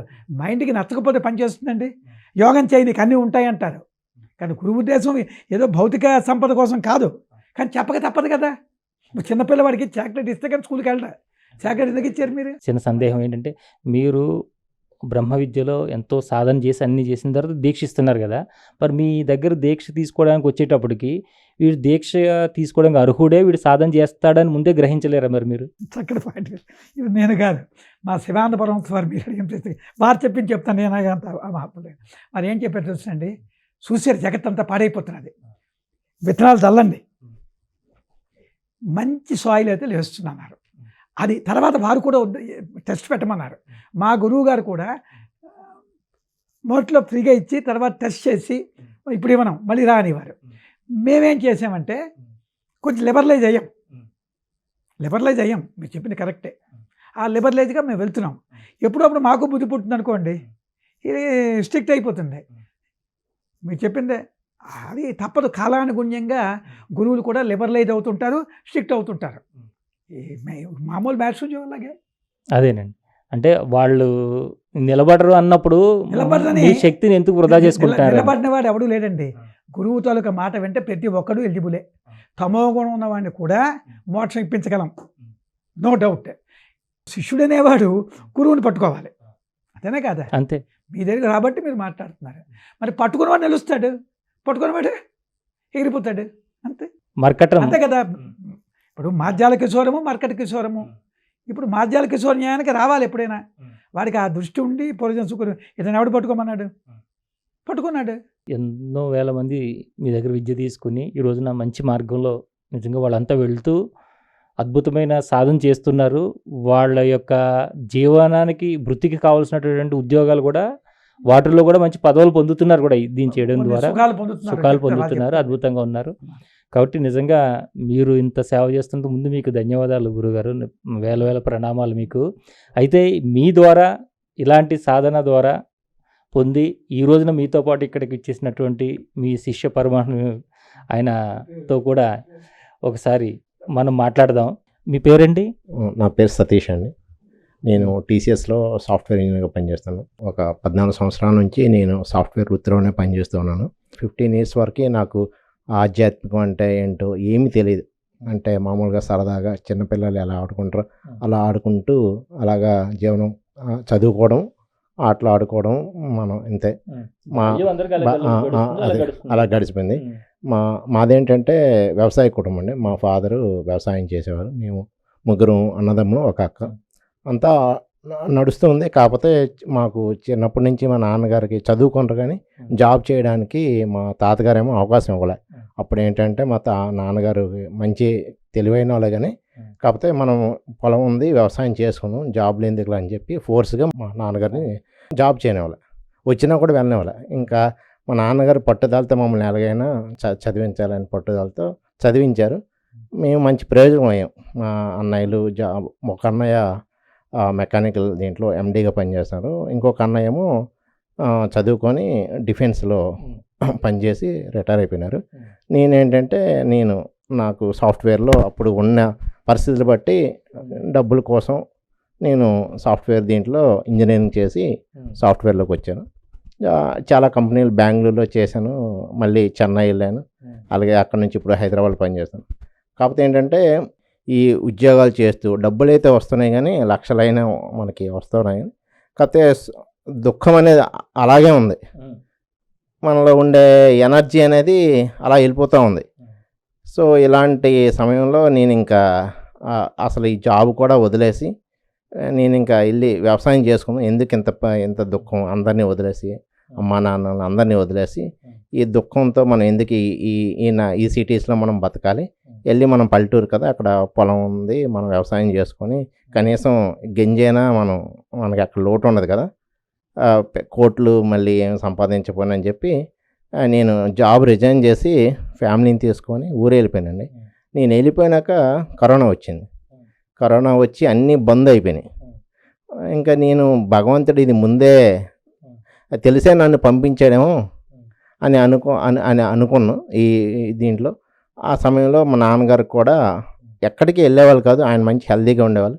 ఆయన కూడా కరోనా దీంట్లో మా నాన్నగారు కూడా పరంపదించారు. ఆ తర్వాత నేను అసలు మళ్ళీ మా నాన్నగారు ఉన్న హాస్పిటల్లోనే నాకు ఇక్కడ ఇంటర్వ్యూ గురించి కాల్స్ వస్తే నేను ఇప్పుడు అటెండ్ అవ్వలేనండి. సో నేను ఇప్పుడు మా నాన్నగారితో ఉన్నాను, తర్వాత వస్తానని చెప్పాను. సో అలాగే తర్వాత నేను బెంగళూరు వెళ్ళి కొన్ని కంపెనీస్కి ఇంటర్వ్యూస్ అయితే సెలెక్ట్ అయ్యాను. సెలెక్ట్ అయినాక ఇక్కడ హైదరాబాదులో నాకు టీసీఎస్లో నాకు ఆఫరు, మళ్ళీ బెంగళూరులో చెన్నైలో వచ్చినాయి. కానీ హైదరాబాద్ అయితే మనకి బాగుంటుంది. గురువు గారితో మీకు పరిచయం ఎప్పుడు ఏర్పడింది? ఇక్కడికి వచ్చినాక గురువు గారిది ఒక వీడియో చూశానండి.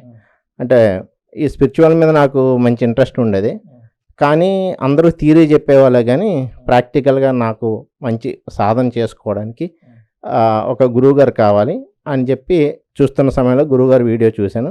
గురువుగారి వీడియో చూసినాక నాకు అనిపించింది, మనకి ఈ గురువుగారు చెప్పింది మనం ప్రాక్టికల్గా మనం చేయొచ్చు, ఒక థియరీయే కాకుండా అని అప్పుడు చెప్పినాక గురువుగారిని కాంటాక్ట్ అయ్యి గురువుగారితో కొన్ని రోజులు, ఒక నెల రోజుల పాటు విని తర్వాత గురువుగారు నాకు ఈ ఉపదేశం ఇచ్చారు, బ్రహ్మోపదేశం ఇచ్చినాక దాన్ని కంటిన్యూస్గా సాధన చేస్తూ ఉన్నాను. సాధన చేస్తూ ఉంటే ఎప్పుడూ నాకు ఎనర్జీ ఇంతకుముందు ఎప్పుడూ పోయేది, కానీ ఇది చేసినాక మనం మొబైల్ ఎలాగైతే రీఛార్జ్ చేస్తామో ఇప్పుడు అది చేసినప్పుడు ఎనర్జీ అంతా మళ్ళీ గెయిన్ అవుతూ సంతోషంగా ఉండగలుగుతున్నాను. అది యాక్చువల్గా గురువుగారి దగ్గర నుంచి వచ్చిన అది వరప్రసాదం. గురువుగారికి ఆ విద్యని అందించినందుకు ఎన్ని జన్మలు మనం గురువుగారితో ఇంకా రుణం తీర్చుకోలేం. ఇలాంటి విద్యని అందించే గురువుని ఎక్కడ చూడలేదు. ఇంకోటి ఏంటంటే ఒక్క రూపాయి కూడా మన నుంచి ఆశించకుండా మనని కన్న బిడ్డలాగే మనని కేర్ తీసుకునే గురువు నేను ఇంకొకరిని చూడలేదండి. ఎందుకంటే ఒక గంటకి మనం ఎక్కడికైనా వెళ్తే ఆ గంట క్లాస్కి 3,000 4,000 అడిగిన వాళ్ళని చూసాం, కానీ ఎన్ని గంటలైనా చెప్పినా ఒక్క రూపాయి కూడా మన నుంచి ఆశించలేదు.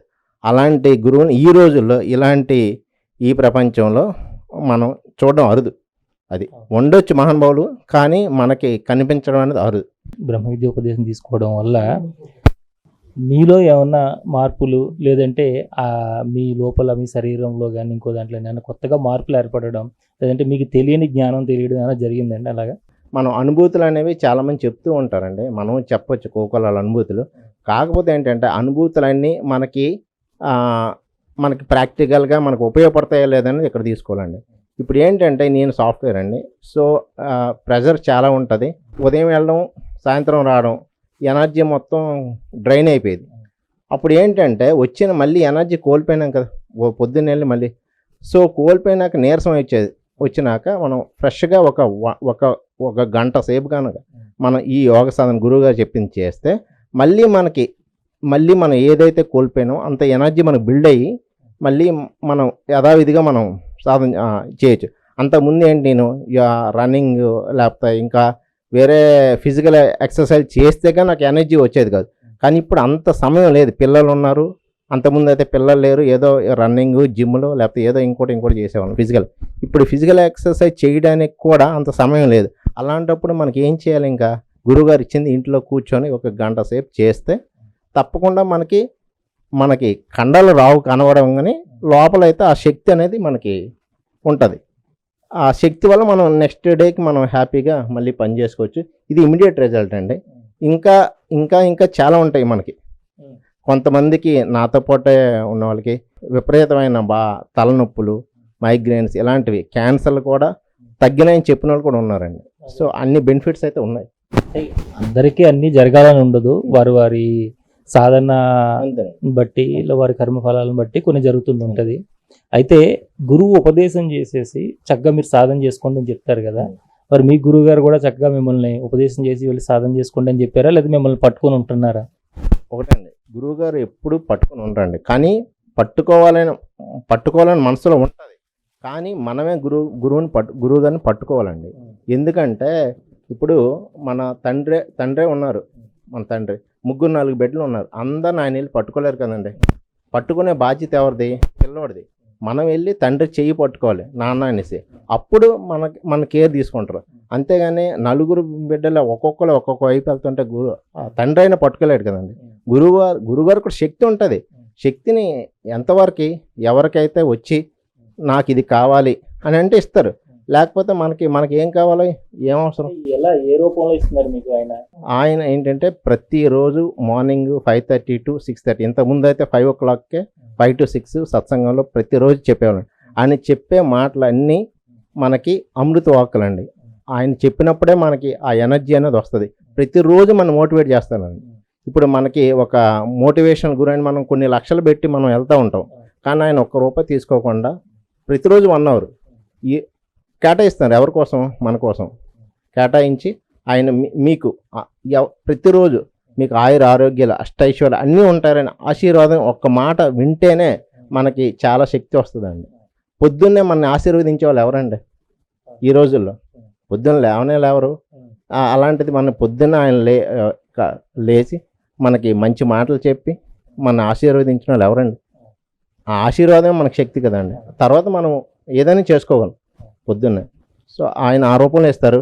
ఆయన దగ్గర ఉంటే మనకి చాలా చెత్త చెదరం ఆలోచనలు రావండి. అదే పెద్ద ఆస్తి మనకి. నేను మిమ్మల్ని స్వార్థపరుడు అంట, మీరేమంటారు?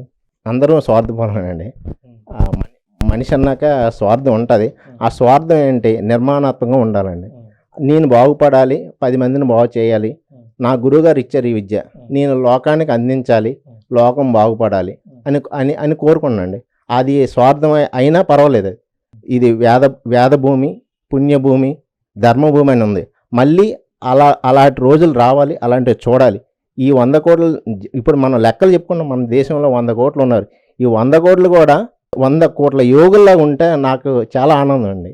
అంటే మీరనే కాదండి, చాలా గొప్ప గొప్ప గురువులు కూడా అదే కోరుకుంటూ ఉంటారు. కానీ నేను మిమ్మల్ని ఎందుకు స్వార్థం అని అంటే, ఇప్పుడు మీకు గురువుగారు తెలిసినప్పుడు ప్రపంచానికి ఆయన్ని పరిచయం చేయడానికి మీరు ఎప్పుడైనా ప్రయత్నం చేశారా? ప్రయత్నం చేయడానికండి నాకు ఉండే వనరులు తక్కువ అండి. నేనేంటంటే నాకు అంత మీడియా ఇది మా మిత్రులు చెప్పినా కూడా అందరికీ ప్రతి ఒక్కరికి ఏంటంటే ఎవరి బాధ్యతలు ఎవరి దీంట్లో వాళ్ళు ఉంటారు.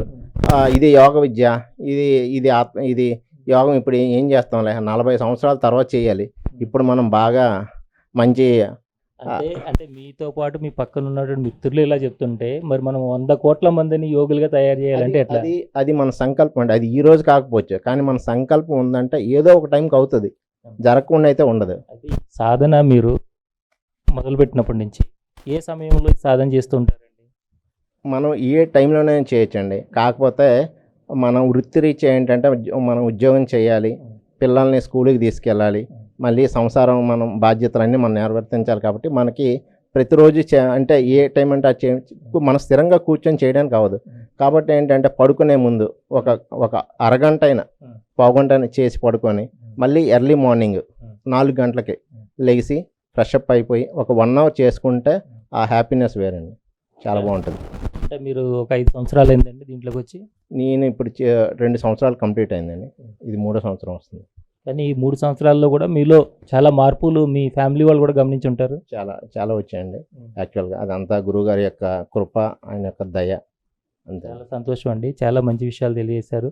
ఎందుకంటే జ్ఞానం అనేది పంచబడితే పెరుగుతుంది, ఏదైనా సరే ఎంత పంచితే అంత పెరుగుతుంది. కాబట్టి మీరు మీ గురువుగారి గురించి మీరు కూడా అందరికీ కూడా విన్నారో వినలేదు అనేది మన తర్వాత విషయం. మనం చెప్పవలసిన విద్యని మనం అందరికీ అందించాలి. నిజంగా మీలాంటి శిష్యులు ఈ రోజున ఇంత అంటే యువకుల్లో మీరు ఇలాంటి వాళ్ళందరూ కూడా ఈ విద్యను నేర్చుకోవడానికి ఆసక్తి చూపిస్తున్నారంటే మీరు అనుకున్న సంకల్పాలు ఇలాంటివన్నీ కూడా తొందరలోనే నెరవేరుతాయని నిజంగా కోరుకుంటున్నామండి.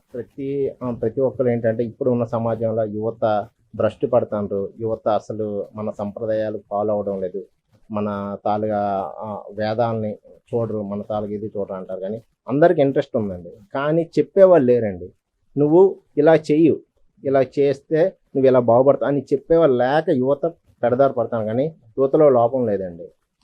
అంటే ఒక విషయము ఏదైనా కూడా అండి మన ఇంటి దగ్గర నుంచి ప్రారంభం కావాలి చెప్పడం అనేది, వీధిలో నుంచి కాదు.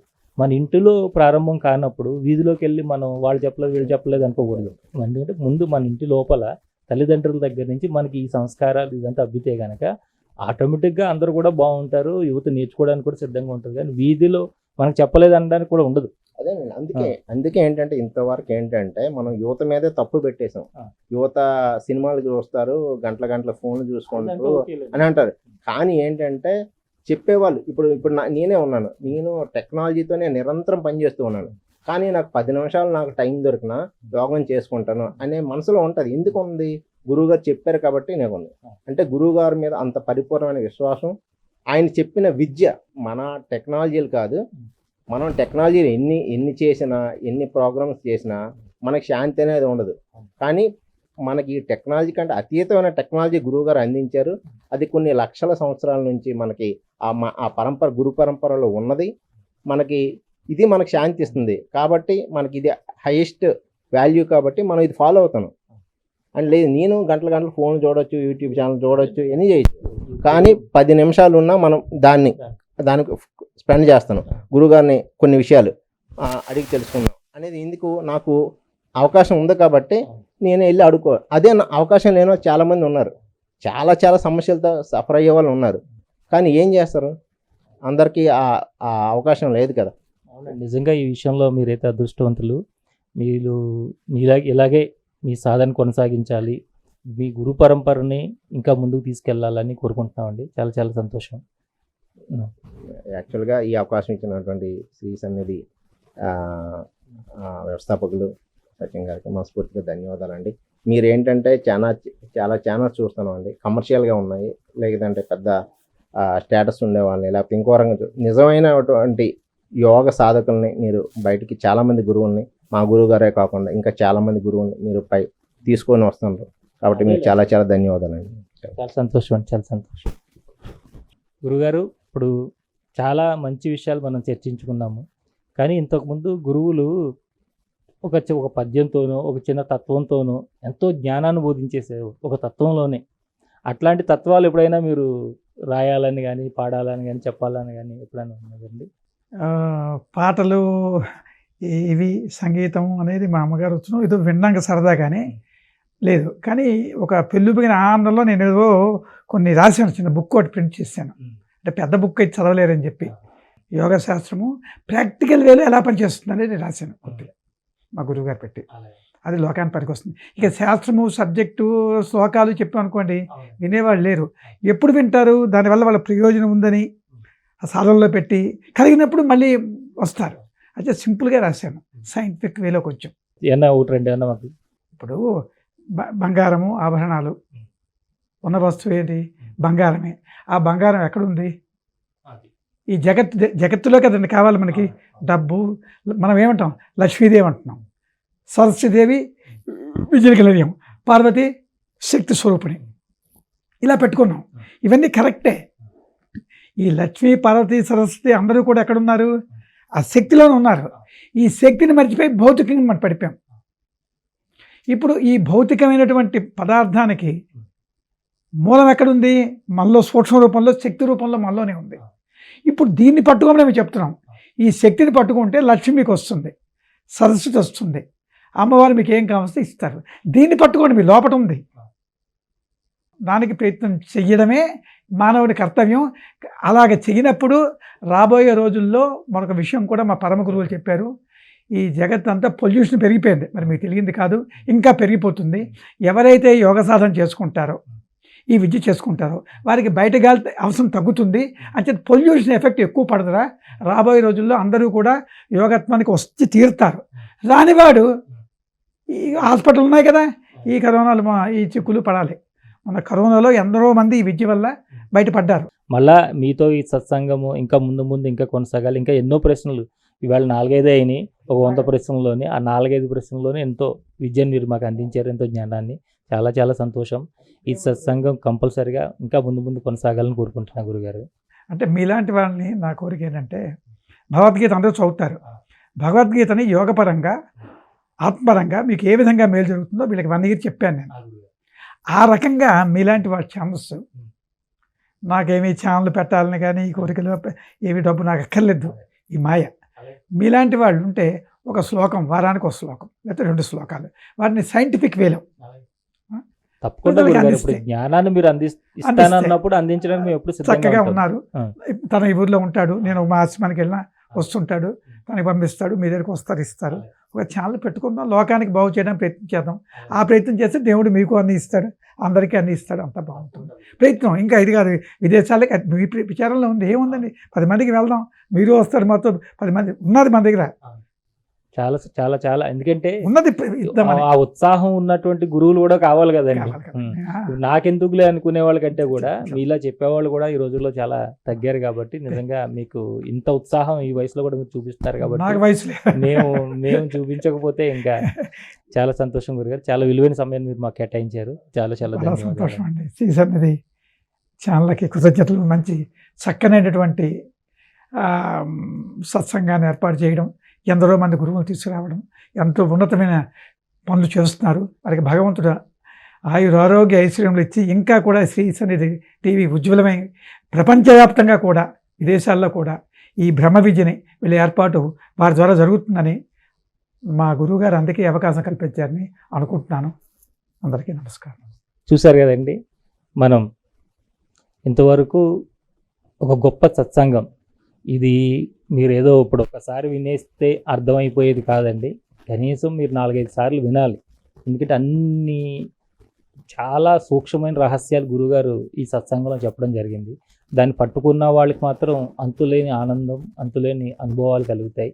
మీరు కూడా ఈ బ్రహ్మ విద్య ఉపదేశం తీసుకొని ఈ సాధనలో ముందుకు వెళుతూ మీరు మీ పనులు మీరు చేసుకుంటూ కూడా ఈ సాధనలో ఎంతో ఉత్తమమైన మార్గాన్ని మీరు చేరుకోగలుగుతారు.